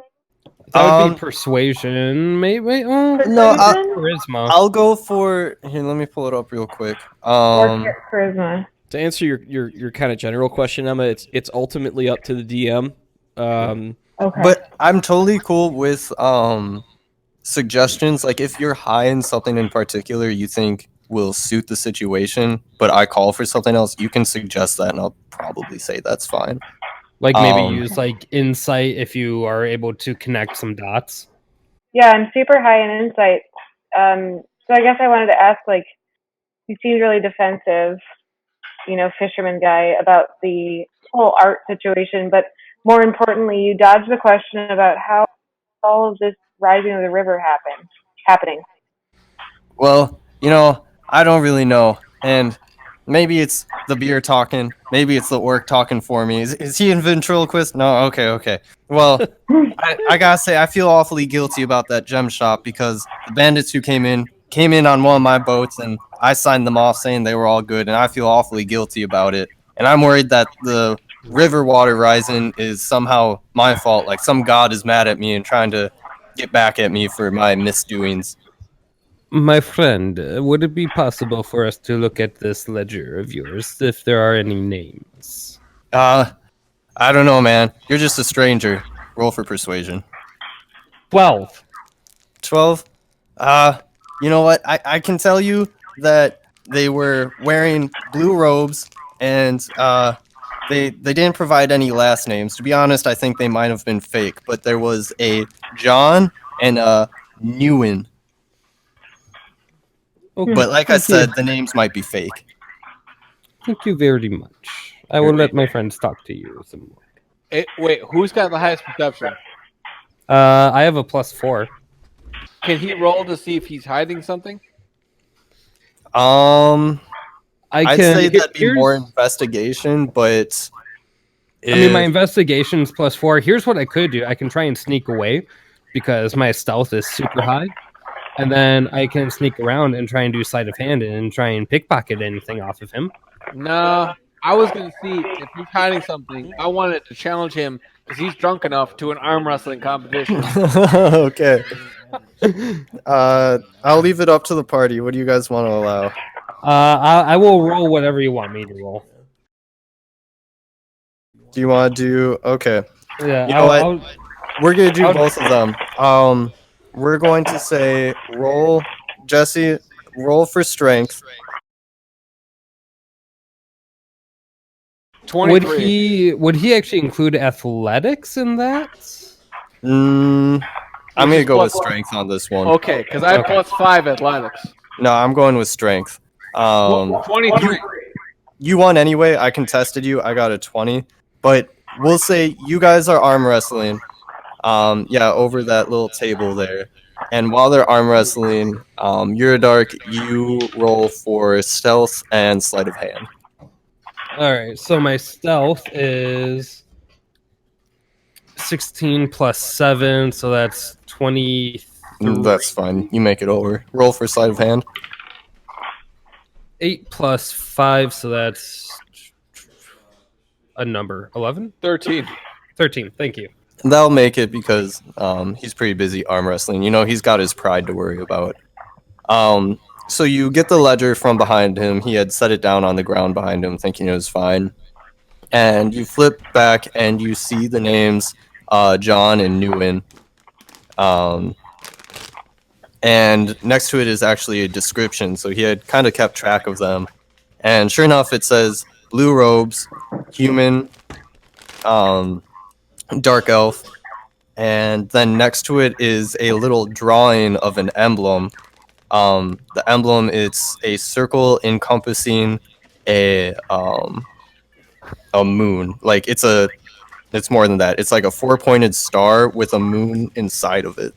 What? Can I roll to try and figure out what that is? I'll just tell you now, you're not gonna know. Okay. So I'm glad I won that arm wrestling competition. Yeah, you nailed it. Good job. Yeah, baby. So I'll say after all this, it is now nightfall. Cleric, you can stay, if I didn't mention it before, you can stay at the temple for free with modest living. You guys will have to pay for prices on how well you live. I'm a hold spacebar to swim. Thank you. So Slowly dying. here's a really fun thing with elves. I only have to meditate for 4 hours for a full rest. I'm Yes. going to somewhat play into the fact of how you live will help give you advantage or disadvantage against talking to certain classes of people. Okay. I was going to see if I can do some nefarious stuff while these guys sleep, but you know. I rolled a knockout ninjutsu with the butt of my axe. I'm gonna say it has to be good with the rest of the party. Stop attacking everyone. You know what? I'll go You for it don't- if I'm allowed to do an acrobatic dodge and slap him. Okay, we're gonna say you swing your axe, it misses. You try to slap, you miss. You both land in a pile of fish, and you smell like shit. Joke's on you, I smelled like shit before this. Austin, Oh my to God. you, if you want to meditate in the temple, that would be allowed. It will be considered modest living. Um, I forgot The monk one I and the orc. chose. Hmm? I forgot which living I chose. I can tell you right now that my character is still used to a wealthy lifestyle. He's a bit of a poser, so I'm gonna go to the inn and I'll pay for a more upscale living situation. All right. So that's I've going to be chosen a 4 modest gold living. pieces a night, and it's on the very top floor of the inn. There's 3 rooms available. Okay. Where does it say what our lifestyle is? You can choose. When you look at your gold, Well, I so you can edit your did. gold, you can choose a Oh. lifestyle there. So I didn't pick aristocratic, but I that's chose modest. because Okay. that's 10 gold a day. I picked wealthy. But you have certain lifestyles. They vary from wretched to aristocratic. You can change it day to day if you like. But if you want to stick with modest, that's totally fine. That's going to be rooms on the 2nd floor for 1 gold piece a night, so you'd have to pay that. So the other thing here too, just to a little bit from what you were saying there, Quantum, is that if you live too squalidly and we end up interacting with someone who doesn't like that, then that can make it difficult. Like if you stink like fish, for example. Yeah. The opposite side of that too is that if we want to interact with someone who's on the bottom rung of society and they can see that we're a little aristocratic or wealthy or a little hoity-toity, they might not like us too. Yeah. Nick, are you eating chips using chopsticks? Yes. What? That's the best move. Let's talk about this. It's not chips. It's pretzel pieces with hot sauce on them, basically. You guys wake up. feeling refreshed. You also took baths, so you don't smell like fish anymore. What would you like to do? I like the fish smell. Actually, no, I'll give you a freebie on this one. Did any of you eat yesterday? No. No. You don't have to, no, fine. but I stole that salted fish, so I could eat.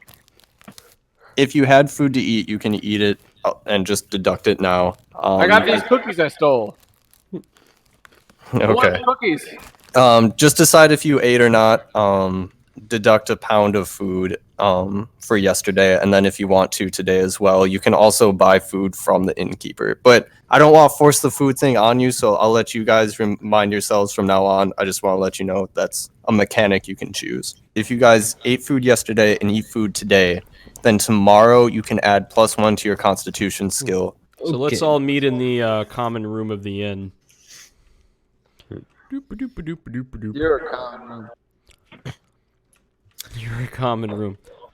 Ah, the feather pillows on the 3rd floor were very resting. I feel rested. How are you doing, companions? I'm doing great. I did Much not more die. rested. Today is a good day. It was a quite modest sleep. I enjoyed it. How are you? Doing very well. I'd say that we should probably investigate what's up river as you suggested yesterday.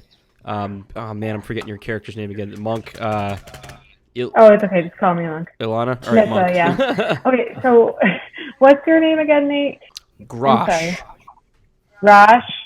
Mm-hmm. And then Oh wait, Mr. you Fu. can, Mr. DM man, you can change our names, our nicknames. Ooh, yeah. I believe I can. That was Oh, a no. spigot. That's a spigot thing. I Yeah. can't do it in vanilla. This is another. This being 1.15 messes it up a little bit. That's okay. Okay, never mind.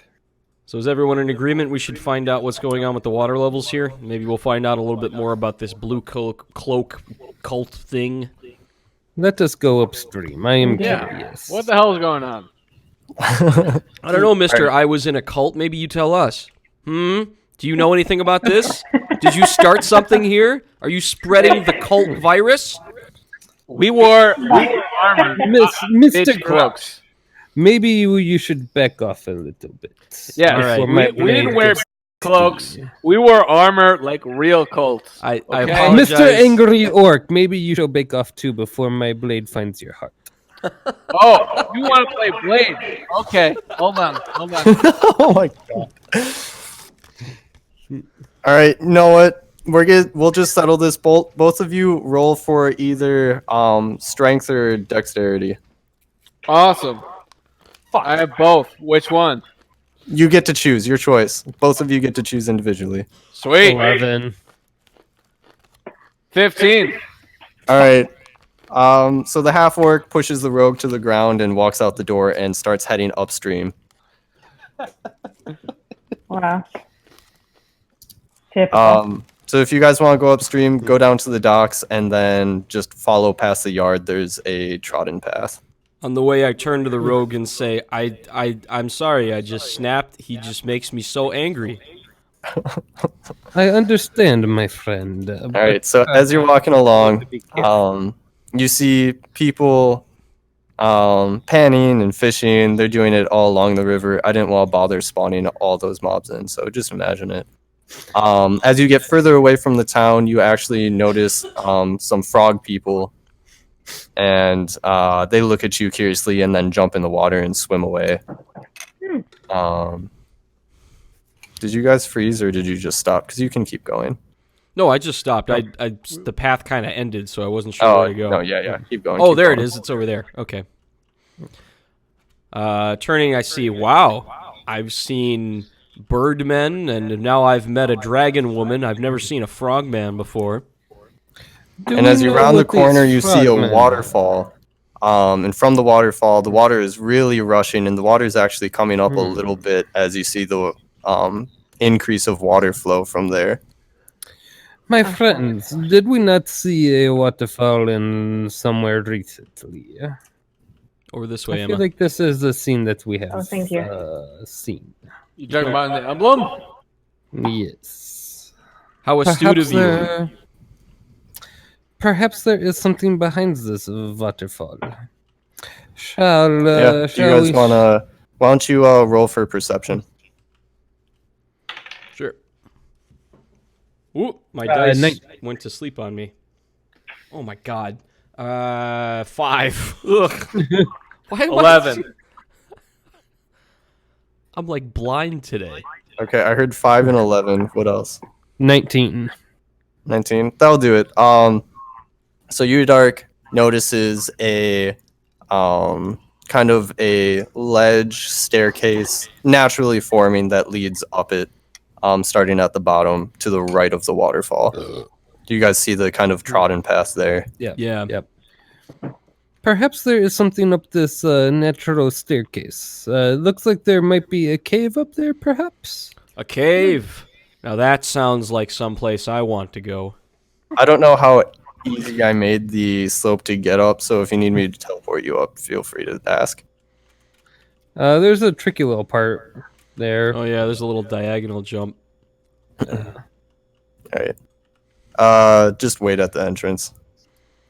Okay. I do have was it dark vision? Yeah, dark vision.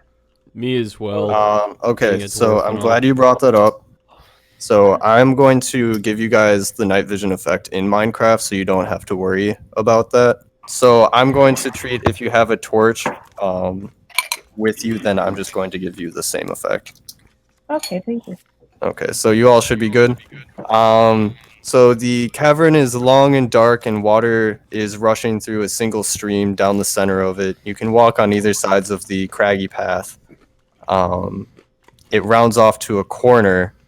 What do you guys want to do? I want to use perception. I want to make sure that we are not walking into a trap. Okay. All of you roll for perception. Fuck, nat 1. Oh my god. I took your you got my luck because now I got a 19. 20. 10. All right. So Uriydark, he trips on a rock and his face goes first. He goes face first into the flowing water and can't see as he rubs the water from his eyes. But one of you got it, so I'll just describe it to all of you. You see a giant crab peering at a boulder that seems to have fallen in place, and it's tapping on the boulder as it stands kind of above while partially in a water pool that the water seems to be flowing from. What a beast. What was the highest? Did someone roll a 20? 20. Yeah. Okay, you also see a ledge that leads off to the left. Well, wait. So there's a crab tapping on the source of water. On a boulder on the other side of this. Seemingly it looks like just a pool. And there's a path to the left.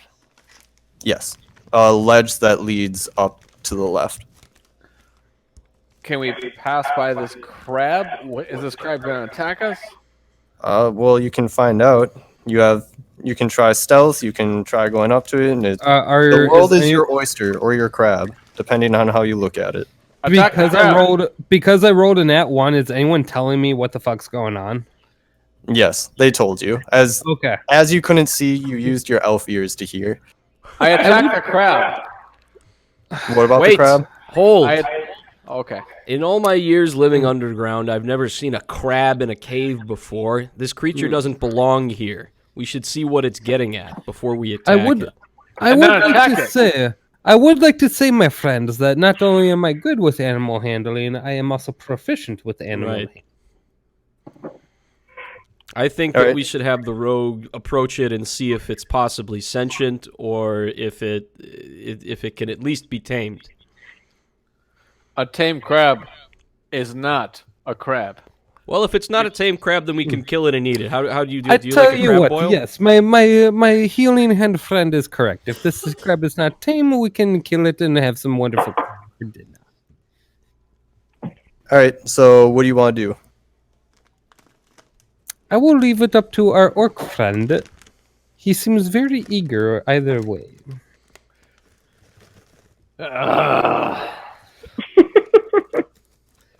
What are the options? It's whatever you want to do. We're leaving it up to you, man. To to tame the We crab? we can send me sneak up to the crab and see if the crab is friendly and perhaps sentient.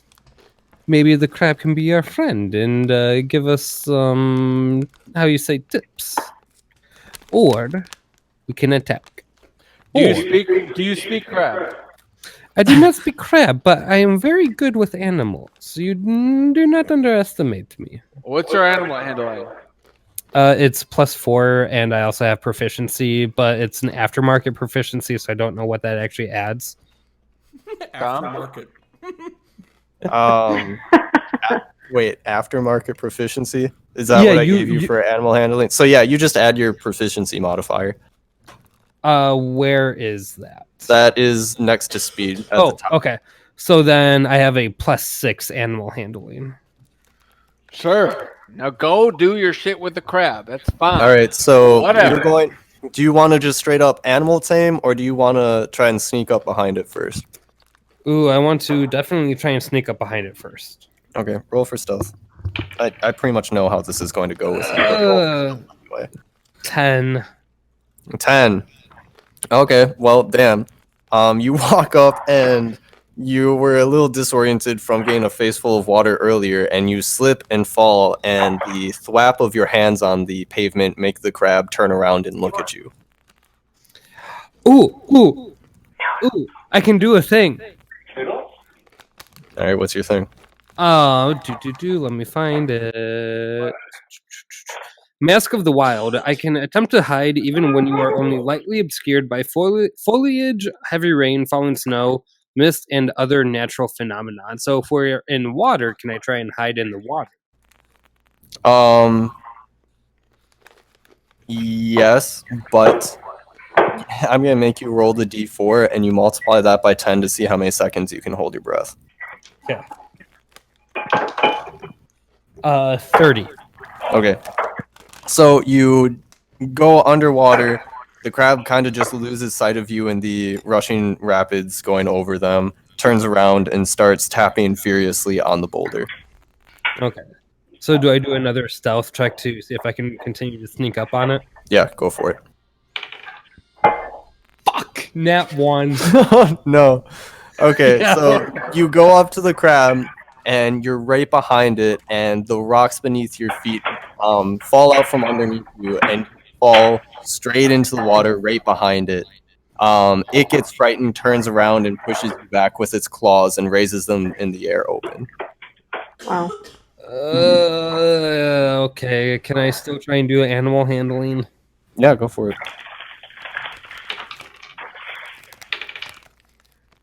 19 total. Damn, okay. So you don't have the flute with you anymore. You gave it back to Talon, but you whistle the same song that he had taught you, and it was pretty much pitch perfect. And the crab seemed to like it. It lowers its claws, but it's still looking at you. Okay. I slowly walk up to my crab friend, and I whisper to it, Mr. Crab, do not be afraid. We will not hurt you if you do not hurt us. The crab seems pleased. It lowers its claws even more, and it kind of, as you place your hand on its head, it kind of pushes its head up against you, and then it turns around to face the wall again, and it taps on the rock and then looks at you, and then keeps tapping at the rock. Can I do, would that be investigation on the rock? Yeah, sure. 23. Okay. So you see that the source of water, even though it's pooling up behind the crab, that's mostly from him blocking some of it. The source of the water is actually coming from underneath the boulder. And you see kind of scratch marks, worn marks on the sides of the walls where the boulder has actually been lifted a bit. And you kind of discern, because it's a bigger than normal crab, you kind of discern that he's been lifting the boulder for some reason, which has slowly been letting more and more water out as he gets stronger and is able to lift it more and more. Oh. I ask the crab, Mr. Crab, is it okay if my friends come nearby? They will not hurt you. It makes some clicking noises like, and you take that as a yes. I look over to my friends and I say, friends, carefully come here. So you guys walk in. Bitches. Now, what would you like to do? I really like how you did the crab, by the way. Just gotta compliment you there. Is this the crab right here? Yeah, that's the crap. I take a look at my half-orc friend and I say, Mr. Half-Orc, Mr. Barbarian, all muscle, no brain. What do you make of this rock? Can you lift it? I roll for strength. Yeah, go for it. Now, would this be athletics? I'll let you choose. Whichever one is higher, you can use it. I think All right. lifting a rock would be just strength, though. Athletics It is like would be, balance but and- it's unlikely he's going to be able to do it, so I'll let him choose. All right. I rolled a 4. Okay. I have a strength of +3. So, 7. okay. You guys hear Gustoff's back popping a little bit, and his fingers slip, and he falls back into the crab, which catches him, keeping his head from hitting the ground. And it kind of happily looks down at him, like the crab liked what he was doing, and it goes, Thank you, crab, for saving my friend, although no one would have cried if he had died. Mr. Crab, would you like to perhaps help my friend or lift this rock? it starts clicking away and tapping on the rock happily. Mr. Angry Orcman, would you like to try again and perhaps actually succeed this time? No. But I will. But I rolled an 8, so that gives me an 11. All right, so you and the crab, you're able to get the water coming up a little bit, the rock coming up a little bit, and the water starts rushing, but you're not strong enough to stop the rushing water, and so you drop it as it sweeps your feet away. But you did get it about a foot out of the air, off the ground into the air. May I remind our boulder lifting friends here that the whole point of this was to figure out how to stop the water levels from rising? Why are we helping this crab rise the levels even more? I trust this crab more than I'm I also trust going the to people remind in you town. of the ledge, just because I think it would help you guys. What's a ledge? The ledge to the left that just kind of went up to the side. Okay, let's go investigate the ledge then. So you go up there, and you're able to see on the other side of the boulder, and it appears that there's a slightly smaller giant crab on the other side, also tapping on the boulder. Hey guys, there's probably like a girl crab over here or something. I think this You is guys about, can all go up there now if you want to check it out. I Would think you this like is to- about crab sex. Would you like me to perhaps talk to this crab as well? Sure. If you want to try talking to the crab a little more, you can. You're the only one that talks to animals here. I will try animal handling on the second crab. Oh boy. Of course, now I actually roll halfway decent. 22. Okay. So the other crab, it actually, there's some things that, like debris in there, and inside there's a small piece of rope, and the crab in there, the smaller crab, is slapping the rope onto the rock and kind of making a swirling motion with its hands and then a pulling motion, which I didn't, that was a good roll, so good job. My crab friend, is there something that you would like to do with this rope? It's the rope, it's a frayed, like, foot long piece of rope, so there's not much you could do with it, and it's unable to hand it up to you. All of us here are quite large except for me. I'm only 4'3". Is there any chance I could squeeze through this hole here, or is it too small? It's much too small. Much too small. Okay. It's enough to slide things through and down, but that's it. Okay. Do any of us have anything we could offer? All right, so say again what's Say again, what? What's the crab doing? The crab is flapping the rope on the rock, making a swirling motion with its claws, like with the rope in one claw, and then making a pulling motion. He wants us to lift it up with the rope? Maybe someone could reach their hand through there and see if the crab tries to hand the rope to us? The rope's much too short and the crab's too low. Does the crab know how to tie knots? It knows what a knot is, but it can't tie them itself. I do have like 100 feet of rope, actually. I mean, I know. If we want to try and... I just don't see what we would accomplish by attaching both the crabs by rope. Well, Maybe if we tied a rope around the boulder and then all of us used that to try and yank the boulder out in one direction? It is making a twirly motion. Does that mean that it is a drain, perhaps? well, again, yeah. There we go. It was hand over hand, kind of like swirling vertically, not horizontally. Oh. Like its claws were parallel Oh. around. Well, because I guess the only question again is like if we're going to remove a boulder or it just feels like that would just be the whole issue that we're trying to avoid. Okay, Right. I was peeing for the past 5 minutes. What just happened? So you guys are up top at a boulder, and the crab is making motions with the rope that are hand over hand in a swirling motion and a pulling motion at the boulder. I roll for strength. No. I roll for athletics to remove the boulder. We're not by that boulder. Oh, I mean, it's the same boulder. You're just on top of it now. okay. Yeah, he could be down there just trying to push it. I roll for athletics to remove the boulder. Okay, go for it. 10. You hear more popping in his back, and he falls over, landing on his small butt. Oh. Hey, why'd you gotta go there, Mr. Crab? Can I tell our angry orc friend to tie my rope around the boulder to see if we can all lift it? Sure. Why don't you all roll for sleight of hand? Good.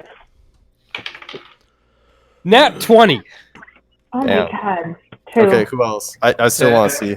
10. 3. Okay. Okay.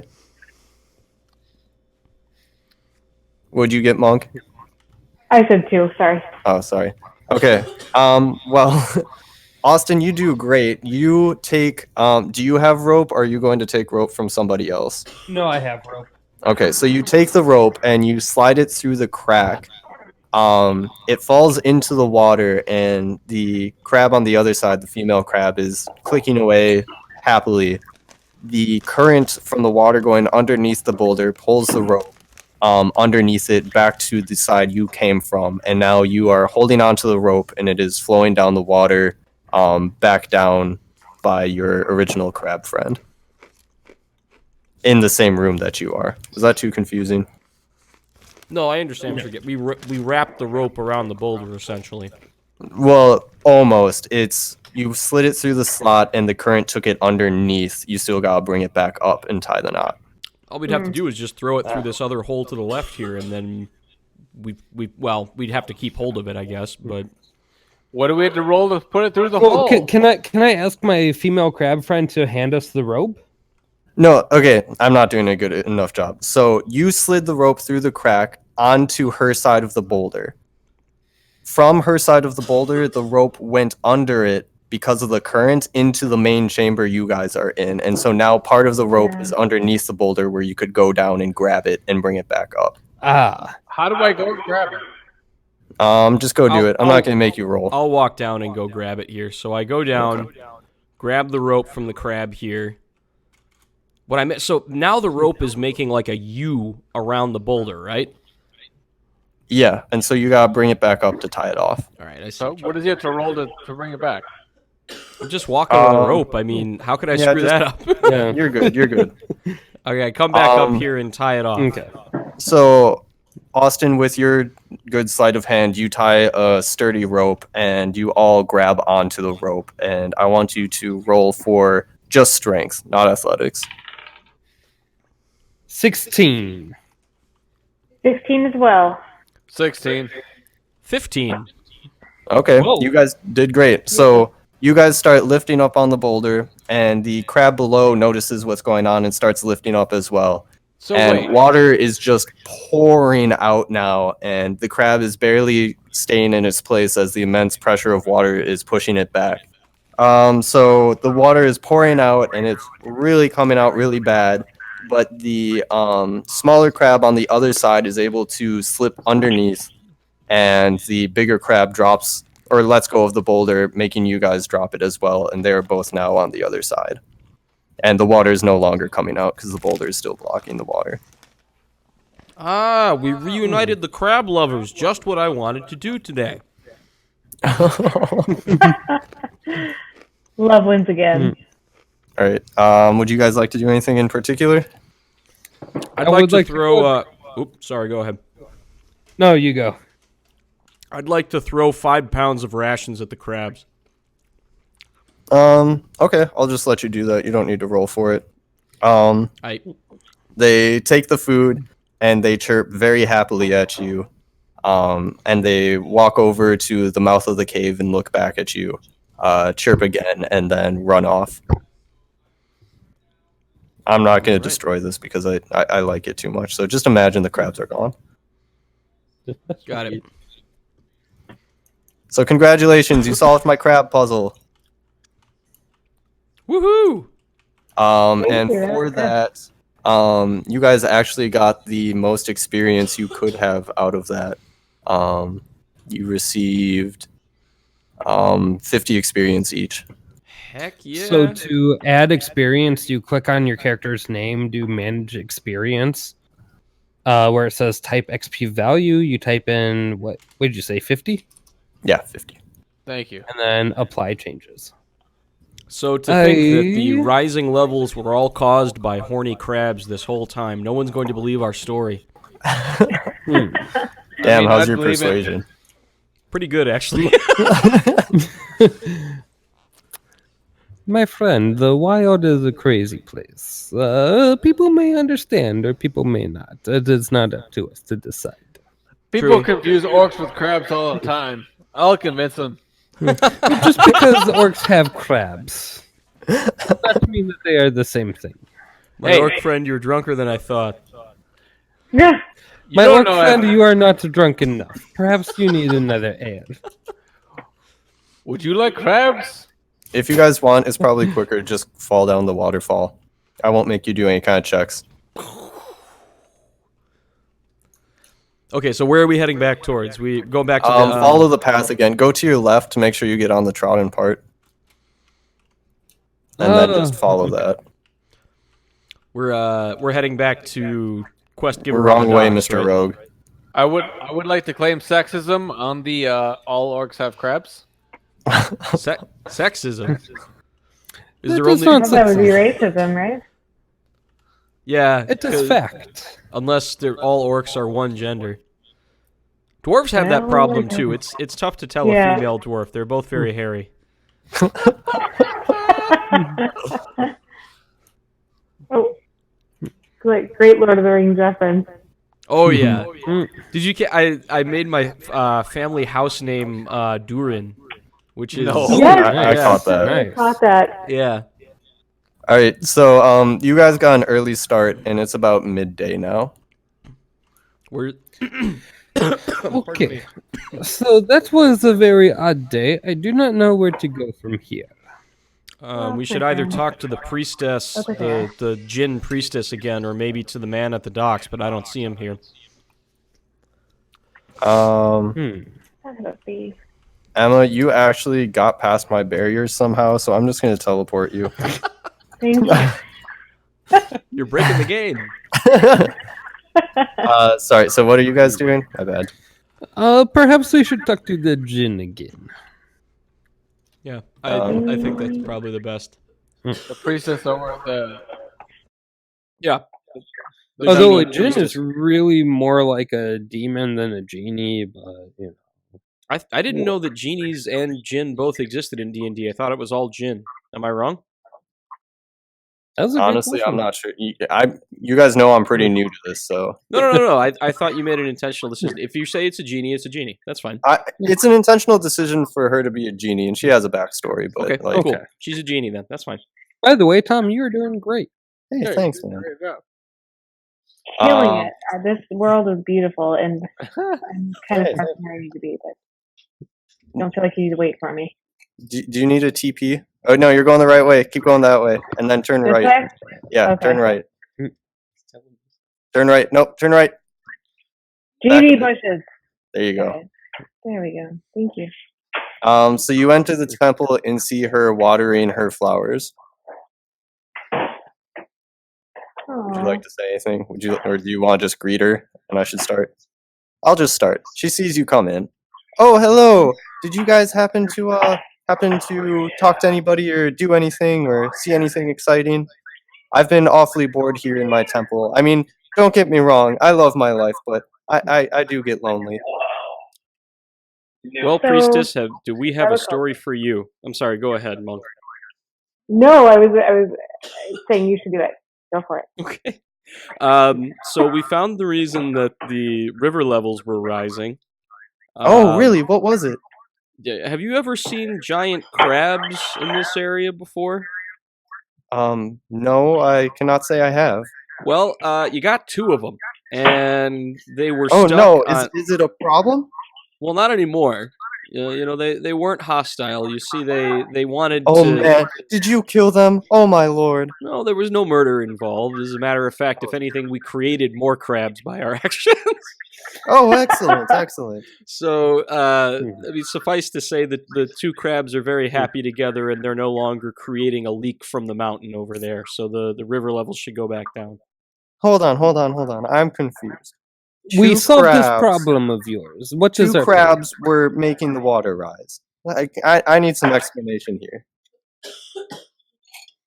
It may not be for you to know. We just solved your problem and we deserve payment. No, okay. You know what? Fine. The water, it does seem to have gone down since you have arrived. So I will pay you. The city does give me some money. It's meager, but you will get some money. So you each get let me see. You each get 3 gold pieces. Nice. And since you went back to talk to her and explain things right away, you all also get 10 experience points. Cool. I want to make sure you guys level up so you can face harder monsters. And you guys are killing it with the interactions. So actually, So I'll tell you where I'm at because I think I'm the highest right now because I killed that initial dude. I'm only at like halfway to level 2. to level 2. Yes. Okay. What are you at? Manage experience. I have 110 experience. Okay. Yeah, that sounds about right. Because I think level 2 is 300. Yep, it is. Okay. I'm sorry, I was eating noodles. What's my job? You all got 10 experience and 3 gold pieces. Oh.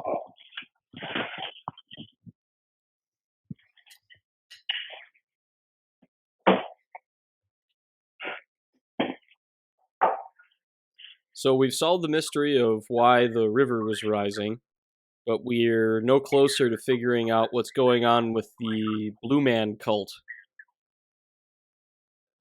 Okay. Did they blue themselves? So, let me pull up my notes. One sec. Okay. I need you.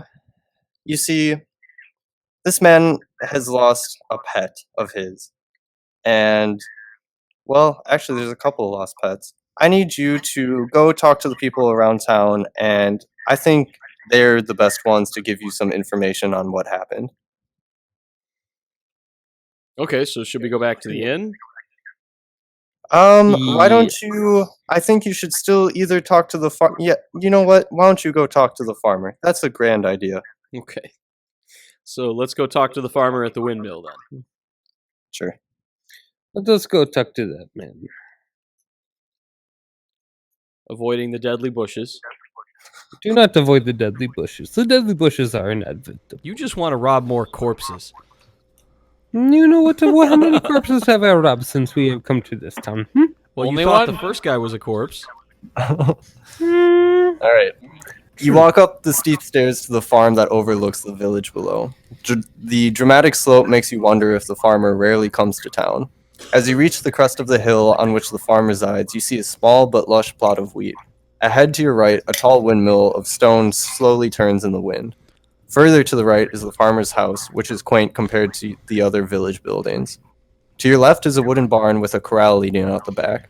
You see a few typical farm animals through its open door, and a chicken roosts in an open window near the top. Garth, the farmer, is leaning against a dirt wall beyond the wheat plot, watching bees journey from flower to flower. His broad, intimidating stature is fitting for his profession, but not for his kind face and personality. I really want to sneak away and check out his house. He's quite poor, but you can go for it. I will. Mr. Farmer. Wait, You Mr. gotta roll stealth right away, though. 19. I see you incorporated the bees. Okay. Yeah, I had to. Not the bees. All right, so you make it into his house. Roll perception. 14. Okay, you notice a lump at the end of his bed underneath the mattress. What is this lump over here? You lift it up, and there is a wad of paper with nothing written on it, but inside is a little scroll that says to money order to ...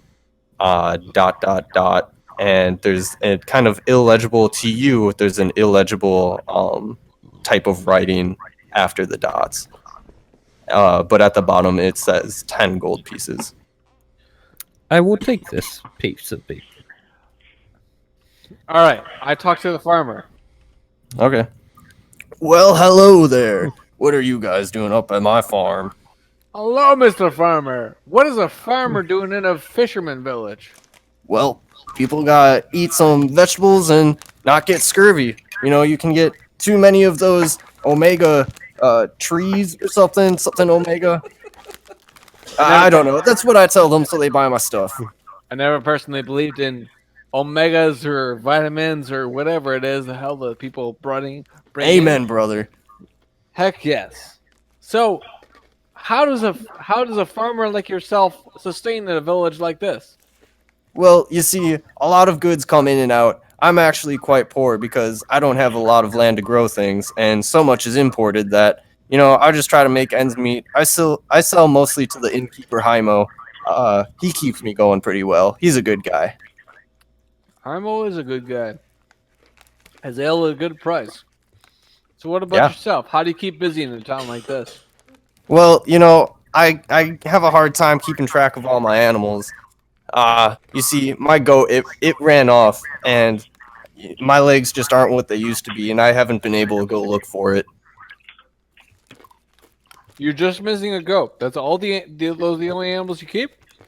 No, the other animals are all accounted for, but I'm missing my goat. And, you know, in my defense, the shopkeeper down at the bottom with adventuring supplies, he lost a chicken too, so it's not just me. All the animals they're running amok. What do you think has them running amok? I don't know, something about maybe some water levels rising. I don't know, I just hear some gossip. Interesting. My friend. Oh, hello, you look shady. Thank you very much. I like to keep my face obscured. It is better in my business to do so. Oh, I know what you mean. I've got so many sunspots. You see this big hat? I didn't used to wear a hat. People used to tell me, if you don't wear a hat, you'll get sunspots. I didn't believe them. Now I got sunspots. What can you do? It is very good that you are trying to protect yourself. We all need to protect ourselves sometimes. But my friend, is it by any chance that someone may owe you money, or perhaps you owe someone money? He shifts nervously. I don't know what you're talking about. Do not make me angry. If you make me angry, you might make my orcish friend here angry. And trust me, you do not want him to be angry. He stands up, and because he was leaning against the dirt wall, and he kind of towers over you. He's actually going to roll for intimidation against you, and just take it against your armor class. He got a 20. Oh, 15. Okay. God damn. I roll for intimidation. Ugh. All right, roll for intimidation. Do you? 22. 22. Dang. Okay. He backs up a little bit. He's still staring you down pretty hard, and he says, "You know, we don't need things to get all rough and violent here, but I'd appreciate it if you drop that. You know what? If you see a dwarf, he's got. I don't want to give you his name because then he might track you back to me, but he has a big red beard." And he wears a ponytail on the top of his head with a symbol of a horse in the metal clasp of the ponytail. Mr. Farmer. Mr. Yes. Farmer. Yes, go ahead. You seem like a very valiant fella. Well, I thank you, but I'm just a simple farmer. You You know, I used to be an adventurer like you, really? but then I took an arrow to the knee. The knee still seems strong. The rest of you still seem strong. I mean, you definitely seem like a very strong fella myself. Yeah, you look quite strong, I must admit. How are you in arm wrestling? Oh, well, you know, my arm wrestling days have been over for quite some time, but it's really my legs that are bad. I think I could take you. You think you could take me in arm wrestling? Yeah, I think I do. So why don't you roll for strength? 13. 15. God. He brings your arm down into the ground. Oh, I'm sorry, partner, but looks like not today. Can I, while they're arm wrestling, can I try and pickpocket? Sure, you can try. Wait, hold on. Is it okay? No, this is my confusion on the character sheet. Is it the strength saving throws? Is it the saving throws or the strength throws? It's just strength. Your strength modifier. Okay. Also, why are you trying to pickpocket someone who you know is so broke he owes someone money and is hiding from them? Perhaps he has something on him. Some sort of information. You can try a pickpocket while they're arm wrestling. The 20. chaos neutral rogue. Come on, it's gonna pickpocket everything. Yeah. Did you say what you got? 20 total. 20. Dang. Okay. You're quite the pickpocket.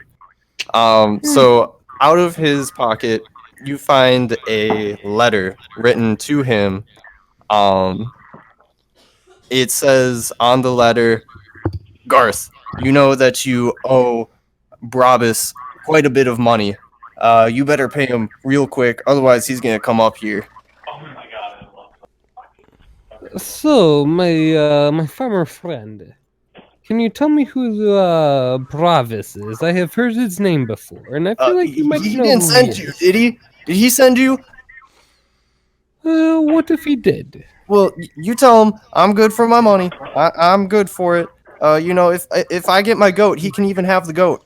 I'm a little low right now because, you know, with all the imports and stuff, it's hard to get my stuff sold.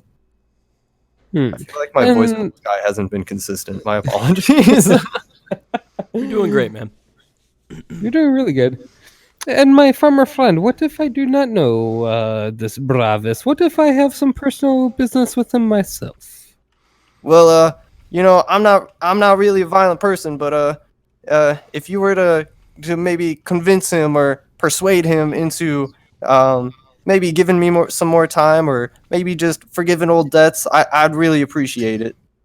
And do you know where I might find this Bravis? Last time I heard he was in that big port city that's nearby. You know the one I'm talking about with the big lighthouse?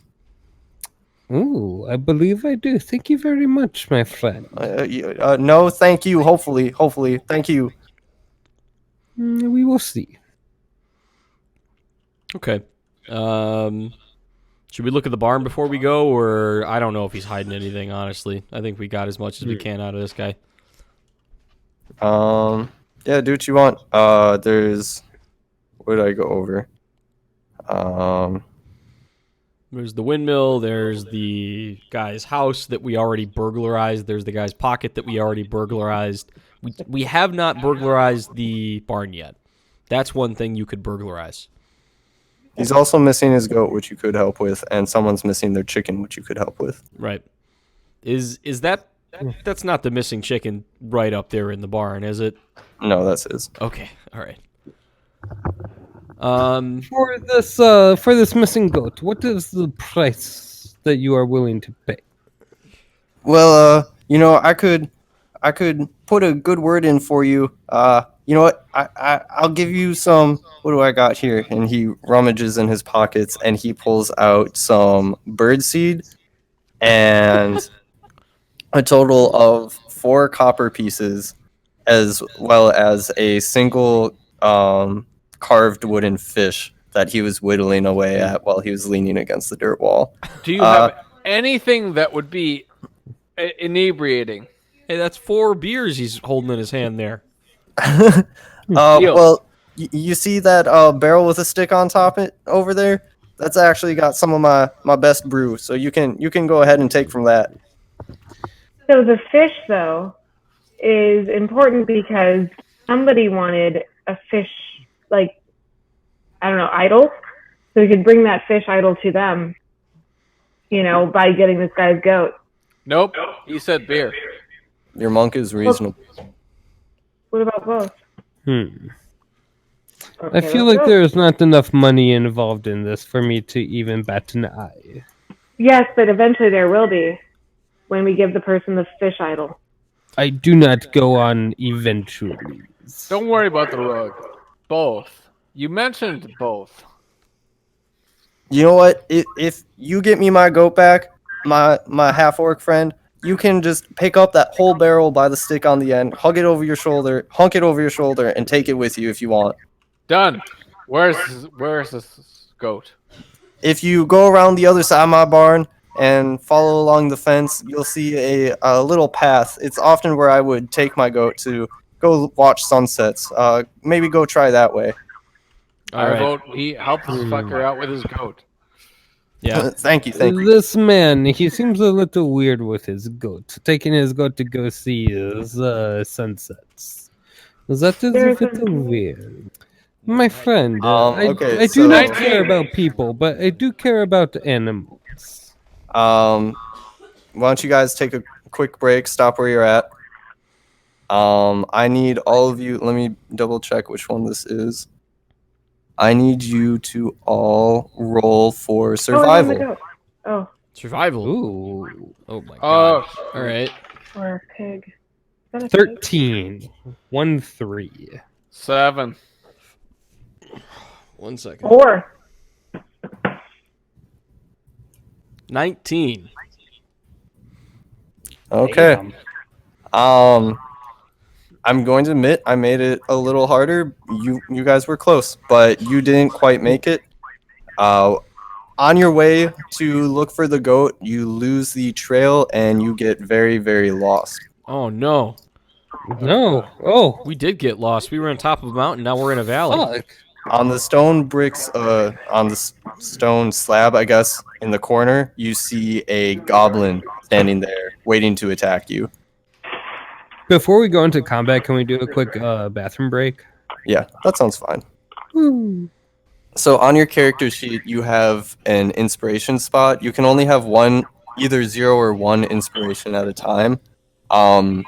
You get to use it at any time you want to give you advantage on a roll, which means if you roll poorly, you can roll again. It's given out by the DM to people who play to their character well, like do good role playing.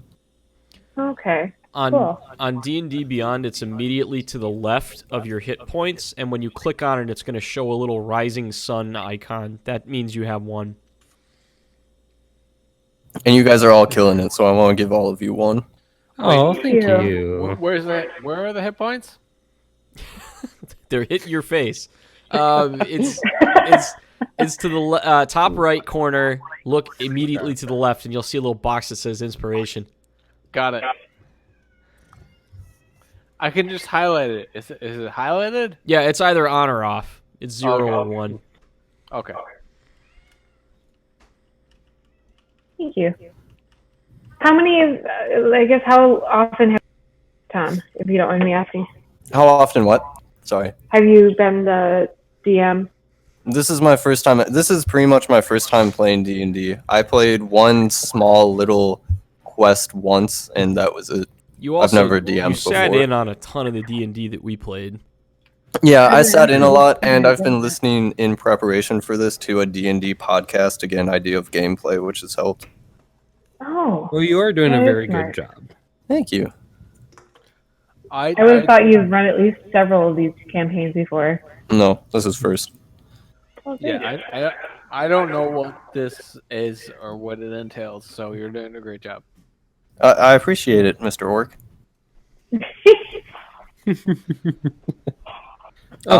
Is everybody done from their break? So you guys are going to start in the corner where Grosh is at, subbacultcha, and roll for initiative. So you roll your d20 and add your dexterity modifier. No, there's initiative on D&D. Oh, that's right. I do. D&D Beyond does a lot of stuff for you. Normally, you get your initiative from your dexterity mod, I think. Okay. 16 total. Okay. Wait, how do we find out our initiative mod? It says initiative on D&D Beyond. It's kind of in the Yeah, dead like I center am. of the page, right next to Yeah. the armor class. Oh, gotcha. Okay. Hi, Lolo. So, What's like, up? mine, I actually take a penalty to initiative because I'm friggin' tiny, so I take -1. You roll a d20 and then add or subtract whatever it says there. Got it. 20. Dang, 16. It's for the first time. Okay. 16. 1 sec. I forgot to get pen and paper. I gotta write these down. So just hold on 1 second. One other quick thing for you to note, Emma, if you roll a 20 or a 1, usually the DM will do like a fantastically good or fantastically bad thing for that. So like if you roll a natural 1, I don't know, trying to do a jump or something, you might like injure yourself.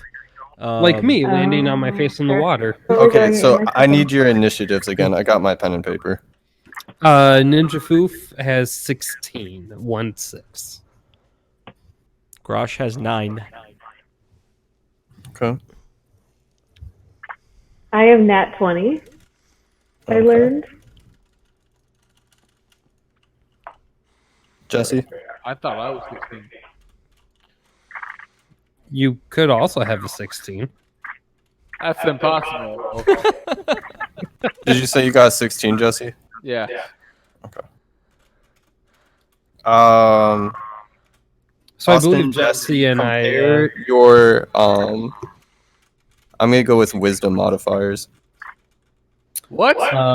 +2. What was yours, Jesse?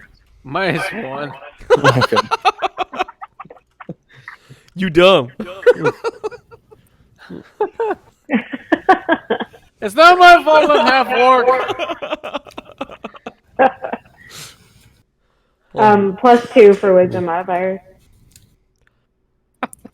Emma, you are at the top of the list. You get to go first. If you need any combat explained, that's totally fine. You can move and do an action. An action is usually attacking. I'm not going to tell you guys everything that you can and can't do because I think learning through experience is a good way, especially because there's so much you can do. So if you goof up, I won't hurt you too bad for it. Speaking of goofing up, Mr. DM, I think our barbarian might need to be teleported back to where we are. Your face. I don't need to All right. teleport to shit. Oh my god. It's not my fault. You were slain. No, So, I was for- ganged up on by the paladin in the road. the so this in the corner, he's a what? A goblin. Goblin, and you have to be able to speak Goblin to negotiate with him. Yes, he doesn't speak common, Okay. just goblin. Okay. Damn it. So yeah, What I would like. Does he speak beer? No. Roll for, I don't know, strength? Yeah, roll for strength. So, do you want to attack? I do. I would like to attack. Okay, so yeah, you roll your d20 and add strength, and if you're using a weapon you have proficiency with, you add your proficiency modifier to it. Okay, so I rolled a nat 16, and my strength is, somewhere, 4, so 20, She's a mug too, so she. and I have a short sword. And I believe you're proficient with, you're proficient with short sword, so you add a +2 to that and got 22. So that's a hit. So you go up to it and you swing your short sword at it. You need to deal damage. How much damage do you do? A short sword, I believe that would be 1d6. do I have a short It sword? should say Oh yeah, on it's your action sheet. 1d4 plus 2 Okay. for bludgeoning. Oh, So yeah, you roll your d4 and then add 2 to it. for bludgeoning. Yeah, that's I don't odd. know. It just says there's nothing. That It's 3 plus 2, which is 5, right? Oh no, here. I think you are looking at your hand-to-hand combat. It's actually 1d6 piercing. I think, yeah, 1d6 plus 2 piercing. I kind of like the idea of maybe like an enchanted short sword that does bludgeoning damage. I'll beat you with my sword. I will beat you with the flat side. 1d6 plus 2. So it was 5 again, which worked out. But Okay, so the goblin takes 5 points of damage, and he's looking pretty bad to start off. Yeah, so next in the order is the goblin. So Emma, you actually have to walk up to him. So your character is kind of your game piece, and so where you're located is important during combat. So you just need to be on an adjacent block next to the goblin. like this? Yeah, that's totally fine. It's a little less important during regular play, but in combat it's important to know how, because there's like area of effect stuff, like spells and whatnot. Okay. Right. And your fire breath or whatever it is. Right. Okay, so the goblin is going to take its scimitar and swing it at you since you were right there and decided to attack it. So it's going to roll to see if it hits. Okay. So it rolled an 8, so it completely misses you. You with your kind of monk elegance stepped to the side and it missed, and its sword just hit the dirt. Next in the order is Austin. So, fun fact, my character has 2 weapon fighting. Okay. So, I pull out both of my scimitars and run up to it and attack. Okay. Do. So is it like you get to attack twice, or you just attack once with the 2 scimitars? So I get to attack with 1, and then when you take the attack action and attack with the light melee weapon that you're holding in one hand, you can use a bonus action to attack with a different light weapon that you're holding in the other hand. You don't add your ability modifier to the damage of the bonus attack unless the modifier is negative. Okay. As long as you follow that, I'm happy. Okay. So this so is my roll to main hit. attack. 17 plus 3, so 20. That hits. Should I roll damage for that one and then do my bonus? Yeah, I would. Because if you roll high enough, you won't have to attack again. 8. Okay, yeah. The goblin You cut clean through it. Its head goes flying off, and it falls to the ground. Nice. You guys did it, and since this was still kind of a team effort, you are each going to get experience, 10 experience. Do we get to fight the floating hoe too? Yeah. Sorry. It was just kind of funny to One see. sec. 15 experience, you said? Yeah. Okay. Oh, I heard 15. 10. Yeah. Or no, yeah, 10. My bad. 10? Okay, I'm sorry. But just then, another goblin drops down from above, and is going to take a surprise attack on your cleric. Ah, great. Okay. So it's going to roll the hit, and it got plus that is so it got 22. So I'm assuming that hits. What's your AC? 18, yeah, that hits. Okay. And it rolls a Hey, Google. 1d6 plus Start 2. Rolls for 6, so it hits you for 6 damage. Takes its blade and puts a notch in you. Yeah, I'm at half health, guys. So Oh, no. now it is, because you were surprised, so you don't get your retaliation. It is now Jesse's turn, the orc. Oh my god. Don't let me die. The drunkard. All right. So I was grabbing bacon wrap dates from the oven. What the fuck happened? Hey, I did that this year too. Well, you go ahead, Nate. Yeah, we defeated the initial goblin. I didn't even get a turn because I was hanging back, and then another goblin surprise attacked me and cut my health in half. And I think you are the closest to me right now, so please, please, please help me. Don't let me die. Please help me. Me needing a help a lot now. Renounce your religion. I don't follow a religion. My religion is following a wandering, basically homeless dwarf bum. He's not even a god. Well, he is kind of a god, but he's an actual person that exists in the world. He's not like angels up on high or anything. So How could you're you pretty much possibly? following Buddha. Kinda, yeah. Except if Buddha was still like alive and wandering around. You got a point there. How close am I to subbacultcha? You're close enough to run up to the goblin.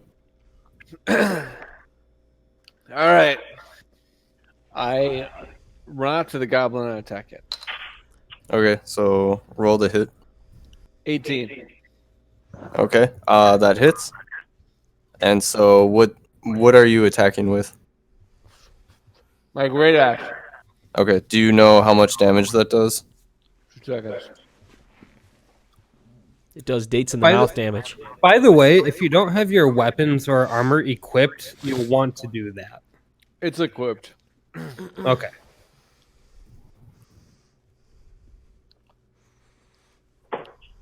Great axe. Great axe, I'm seeing 1d12 slashing. I think you add your proficiency modifier to it as well. What does that mean?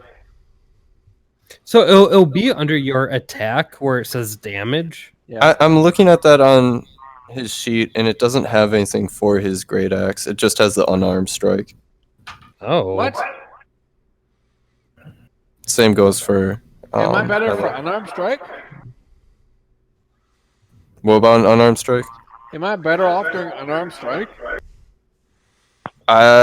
You'd probably want to use your axe. Let me see action. Yeah, you definitely want to use your axe.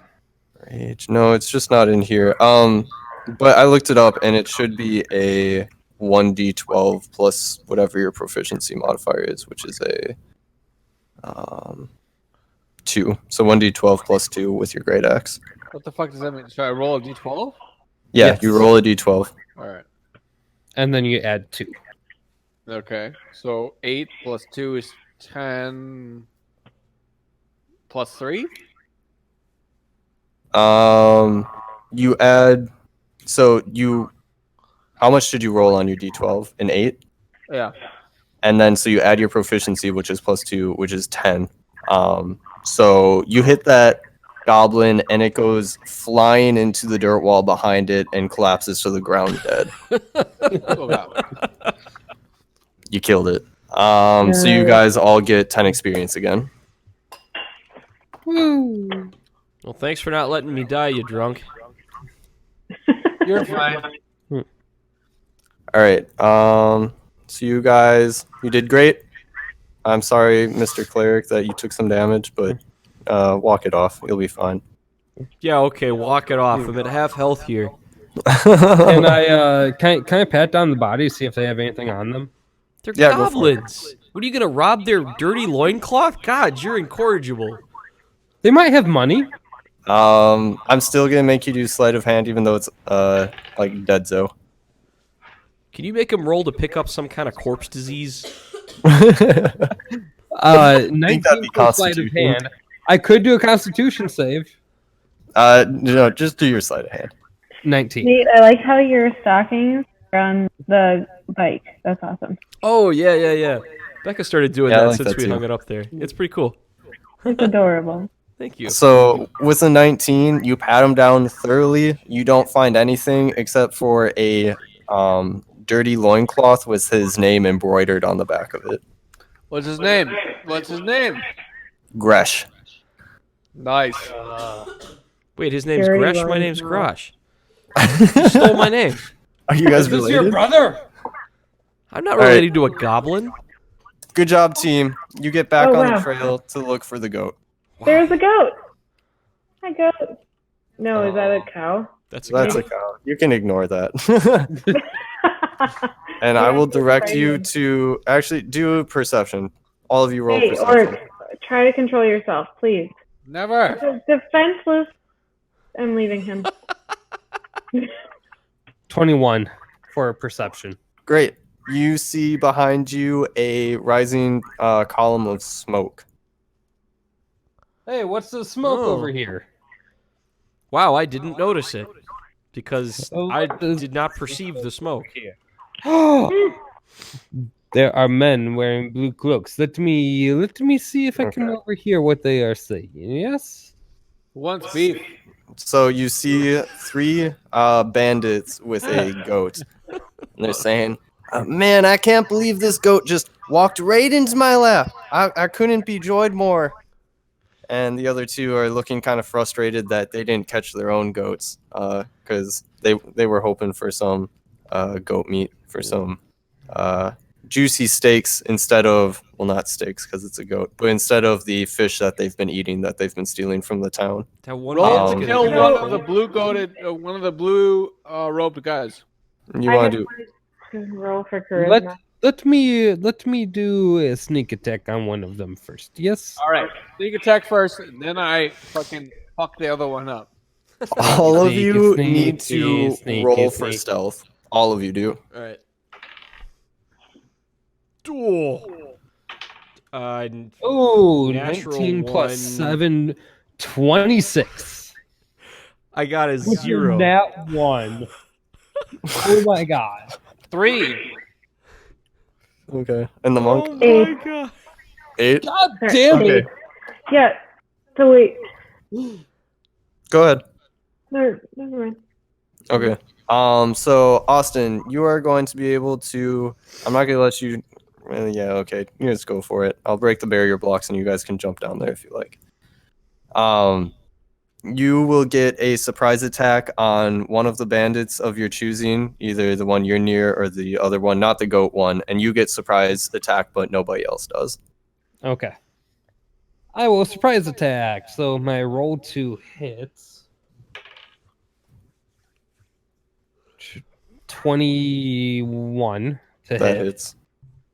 Yay. So my actual damage is only 4, but I get another plus 1d6. So 8 total. Okay. So that bandit is looking pretty bad. And the other 2 are shocked, but they pull out their weapons. That bandit is pretty dazed, and he drops to the ground, and he's bleeding pretty badly. So everybody roll for initiative. 8. 10. 20. Nat 20. Hey. Damn. 18. Okay. Which one of you got the 10? That was me. What? Dang, these bandits did not roll well. Okay. Top of the order is Emma. What would you like to do? You can attack the one that's already bloodied, attack the other one that drew its weapon, or the other one is actually quite busy with the goat. He's looking at you, but he's trying to tie a rope around it. Could I please attack the one with the goat? Yeah, go for it. So I would roll for that. You roll the d20 and add your strength modifier. Okay, so I got natural or nat 15. My strength modifier again 4, so 19. Okay, so that hits. And now roll for damage with your short sword, I'm taking it. Okay, so 17 is my nat. And that would be plus 4, was it? For your short sword, let me pull it up again. You roll the d6 and add your proficiency bonus, which is plus Oh, d6, okay. d6 plus 2. So 4 plus, okay, so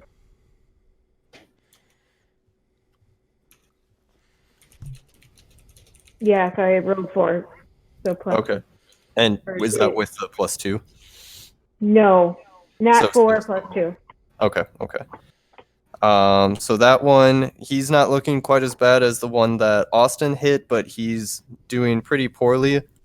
And with you attacking him, you startled the goat pretty badly, and the rope wasn't tied all the way, so the goat actually runs off down the mountain.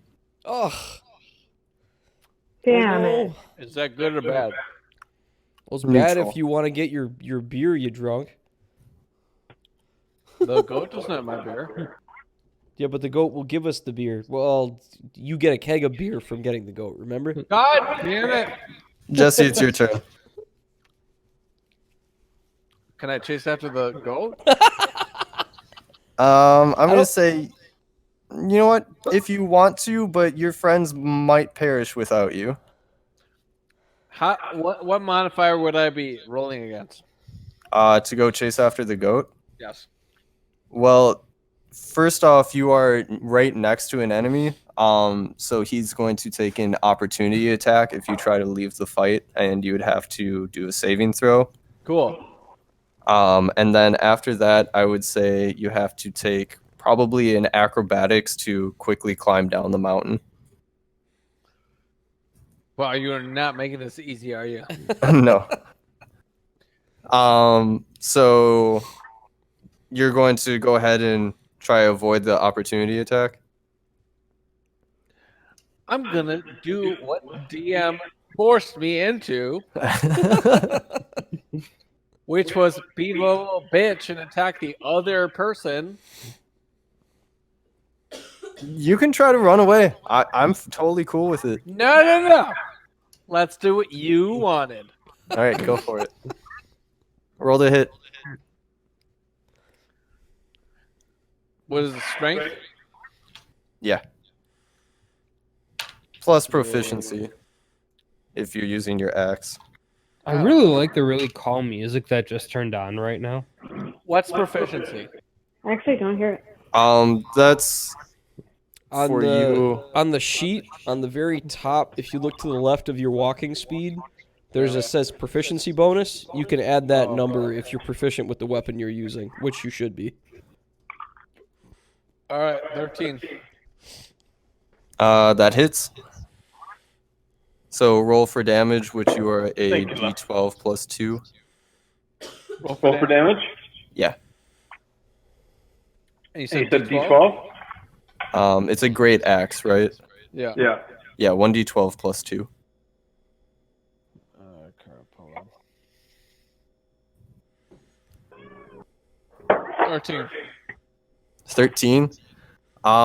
So you take your axe right up against his neck, and decapitate him, and his head goes flying into the distance off the mountain, and you see a little twinkle in the sky as it disappears, and that one is now completely dead. Figures. I'm gonna use my Dungeon Master Guide to get rid of him real quick. There you go. So now there's only the 2 left, and it is Nate's turn. All right. I'm gonna try and, I guess, snipe the already injured guy who was handling the goat in the head with my crossbow. All right. So roll for hit with dexterity. Oh God. Ranged attacks. For everybody who doesn't know, ranged attacks, you have to, when you roll to hit, you use dexterity. If it's a melee weapon, you use strength. Not always. No. If it specifies a finesse weapon, then you use dexterity, and sometimes at my discretion, you can use strength for ranged. So Nate, you're gonna take your ranged attack. Yeah, but it doesn't matter because I rolled with the I rolled a 1. So yeah. I hope I don't shoot myself in the foot. natural one, like a critical one. No, I didn't roll a crit. Well, I rolled a 2, and I take a -1 to dexterity. So Dang. Well, you know, if it was a critical one, I would have had you fall from that. yeah, probably. Yeah. All right. Rogue, your turn. Well, I might as well kill this one that's right in front of me, so I will attack it. Okay. And as you prepare your attack, you hear the cleric shoot an arrow above you, and it goes flying off into the distance, not pointed at anyone in particular. Oh. Sorry. So my main attack is 7. 7? That does not hit. Can I do my bonus? Is that part of your 2-handed weapon thing? Yes, my 2-weapon fighting. Okay. If you have a bonus action for that, then sure, go for it. Yay. 6. That also misses. So, he kind of rolls over onto his side, and as he's rolling is when you swing both of your swords or your scimitars, and you completely whiff. Lame. Strike 1 and 2. So next is the bandits. So the one that is closest to Austin, he's going to attempt to attack him with his scimitar. And so roll to hit. And that is a 11, which I'm assuming doesn't do it. My AC is 15. Okay. So he unsheaths his scimitar, and then it just kind of falls out of his hand clattering because he's so wounded he can't even swing it at you. The one that was handling the goat, Emma, you attacked that one, correct? Correct. Yeah, that's right. Okay. Could you go stand over by that one? Yeah. And he's going to attack you, and rolled a 2 + 3, that's 5. So he completely misses because he's kind of wounded too, and he didn't really look at you. He just swung his sword. So they both miss, and we're back at the top with our monk. Cool. So I choose my next point of action. Yep. Alrighty. Can we just follow? Do we have to keep fighting these people, or can we go? Talking have a is party. a free action if you say something, but if you're going to try and like persuade them or intimidate or something, you'd have to roll for it and use it as your action. Sure. So can we follow the goat? That's not an option. You can. Oh crap! I forgot to put barrier blocks there. Sorry about You can, but they're probably going to chase after you. that. Okay. So I would like to use then charisma or persuasion. I'd like to roll for persuasion Yeah, sure, go for it. to just like talk us out of this fight. And my persuasion is 1. Is that D20? Yeah, roll your d20 and add the 1 to it. Okay. So I got a 20 nat, and I have +1 nat, so 20. Okay. So you say, like, hey, could you just let us go? We're trying to catch that goat. And he's kind of pissed because he really liked that he found that goat, but both him and his buddy are really bloodied, so they say, fine, just go, please don't hurt us anymore, and we'll let you pass. Hey, Should I be saying that like role thing stuff as well? You don't have to. If you just like play to what your character would do, like that's totally cool as well. Okay. So you guys can move on. Yeah. I want to slit this dude's that tried to attack me. I want to slit his throat. Retribution. All right. Roll to hit.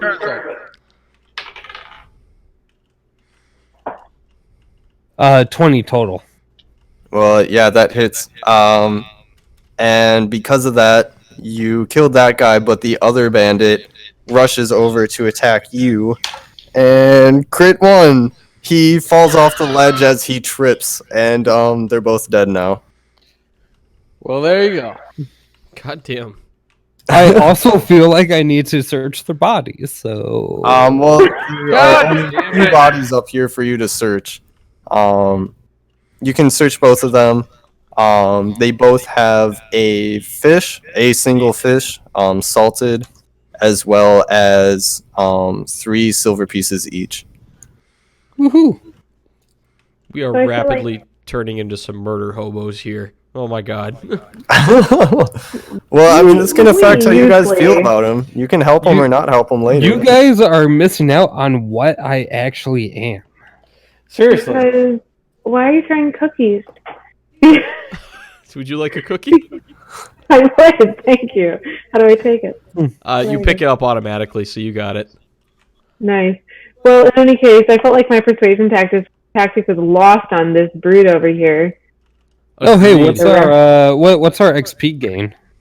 Oh, God, So oh, God, oh, God. you get, let's see, 5, 4, you get 20 each. Nice. All right. You guys want to go chase after the goat? Yes, let's go get the goat Okay. before everyone gets my goat.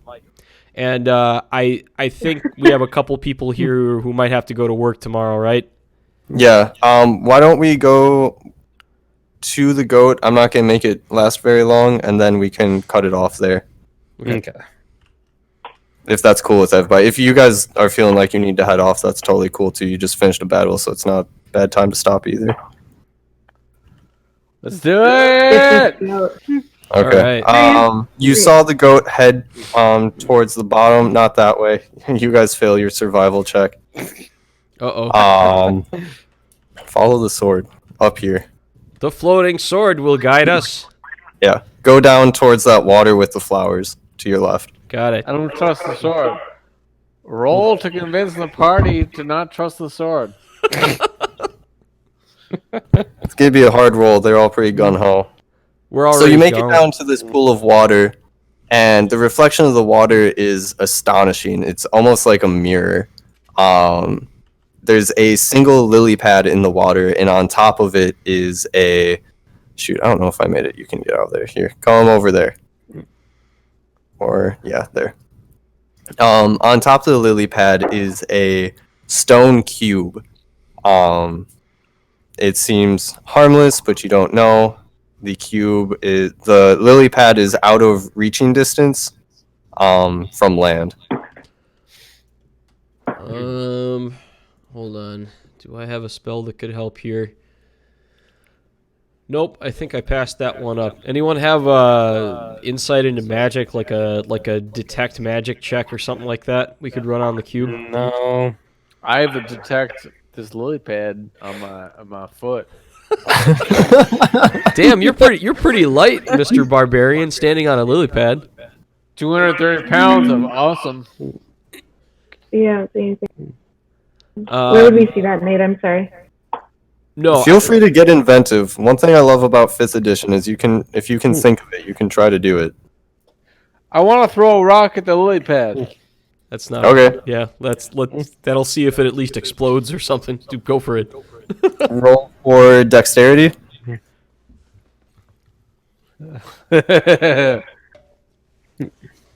Hold on. 21. 21. Okay. So you hit the cube, which falls back off the lily pad. The lily pad sinks into the water, and the cube is now further away from the side of the pond you're on, but it is staying on top of the water. Interesting. Interesting. Mr. Can we reach down and Dwarf, grab can you it? swim? Did you just ask the shortest, fattest person here if he can swim? Excuse me. Yes. Why don't we ask the Barbarian to walk in there? He's like 10 feet tall. He probably wouldn't even sink. He'd just be able to wander through it. Barbarian, go grab the magical floating rock. Is that what you guys want to do? Is have him run in? Yes. Okay. So your Barbarian takes a step onto the glass surface, glassy, watery surface, and he takes another step, and he disappears and ends up back where he was on land. What? Okay, so he teleported back to. Does anyone have a fishing rod? I vote that we tie our dwarf to a piece of rope and throw him at the lily pad. The lily pad's sunken. The rock is floating on the surface We of the water throw itself. him at the rock. Okay. Can I? Mr. Half-Orc, come here. I'm here. Let us tie a rope around this little dwarf here, and you throw him into the water near the stone. All right. I'm assuming you guys are going to do well, but Austin, I'm going to have you roll for a sleight of hand for tying the knot, and the orc is going to have to roll for strength. Hold on. I want to hear what the monk wants to do. That doesn't involve throwing me. Monk, what do you want to do? 13. I 21. so okay. I'll just let these guys do what they're gonna do. Oh God. All All right. I guess I don't get a choice in the matter here. Wait. Let me offer a second. So what if instead we were to I could roll for perception or something. I have +4 insight. That's something I have to be able to figure out a way to pick this bullshit up off the ground. I and look at vote. it. I vote the dragon's thing is boring, and we throw the dwarf. No, I want you to roll perception. Go ahead and do it quick before you do Okay. anything. That's 20, right? The D20. Yeah. Cool. Yeah, 19. Okay. That's good enough. So you notice that the surface of the water, not only is it glassy looking, it is just straight up glass, like a mirror, and it's reflecting the sky perfectly. But that's all you can get from it. It's a glass surface. So we throw the dwarf. And previously we had lost the cube beneath the surface of this glass, right? No, the lily pad went below, but the cube itself is staying on top. Oh, okay. So So we is it throw possible? Son of a dwarf. bitch. I'm resigned to this. There's two. They've got their rope. They rolled 21. All right. Throw the dwarf. Fine, I you guess. guys go ahead. So you tied the rope. I'm sorry, it was bad. It stayed tight enough, and you threw him. Nate, I'm going to let you choose if you want to do an acrobatics or a sleight of hand. You can roll first and choose one to grab the cube. All right. 17. Okay, so you get thrown out. You grab the cube, and right before you hit the surface, you grab it in your hands, clutch it, you disappear, and land back onto the land where you were with the cube in your hand. I got the cube. Woo! So good job. Success cubed. Why is everyone holding a cookie? I don't know. I just never put the cookie away. Don't worry about it. Take a cookie. Okay, so Why don't you guys go on up the hill where the trodden path is? The goat's right up there. We can discuss the cube later if you like. Why? we would but yeah, as you said, it is. Okay, so you approach the top of the hill and you see the goat before you guys all run out over here. And so what do you want to do? You haven't quite gotten onto the same level as it. Go back there. Go back there. You're all very eager. No hitting the goat. I'll smite you. Hit you. It's it's just a cookie. I'm an ogre. All right. Go back down. Where are you at, Nate? I went the wrong way. I'm here now. Okay.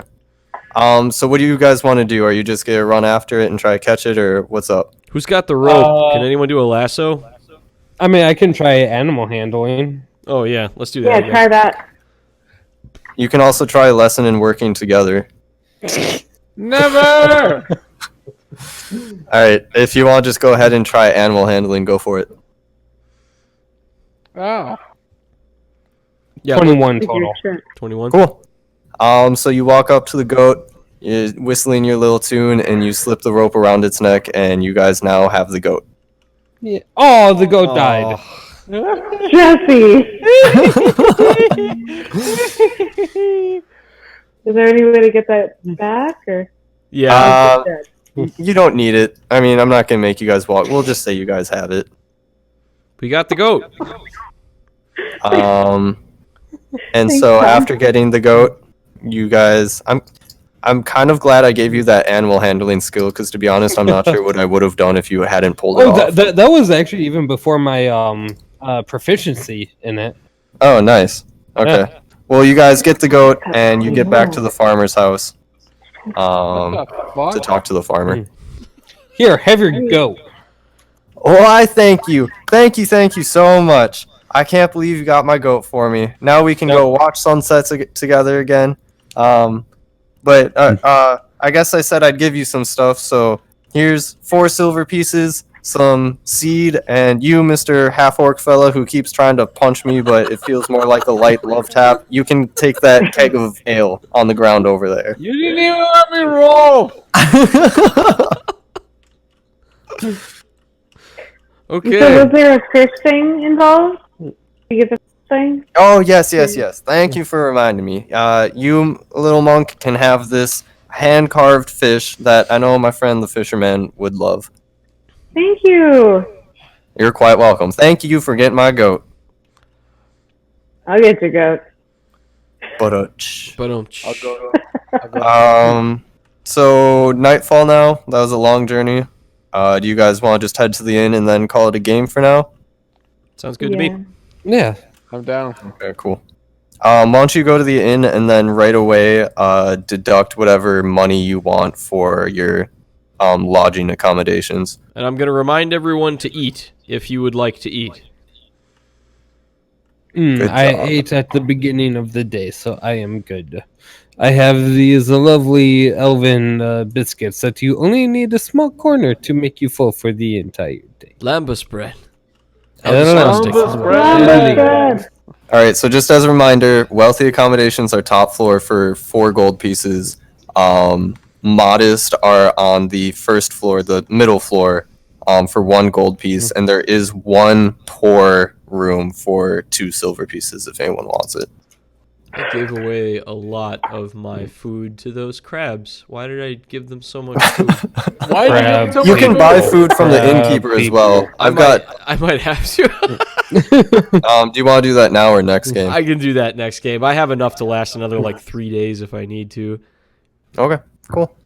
Well, if I don't talk to you guys before then, see you then. Thanks for playing. All right. Thank you. Have a good night. Bye, everybody. Good night. Bye. Bye.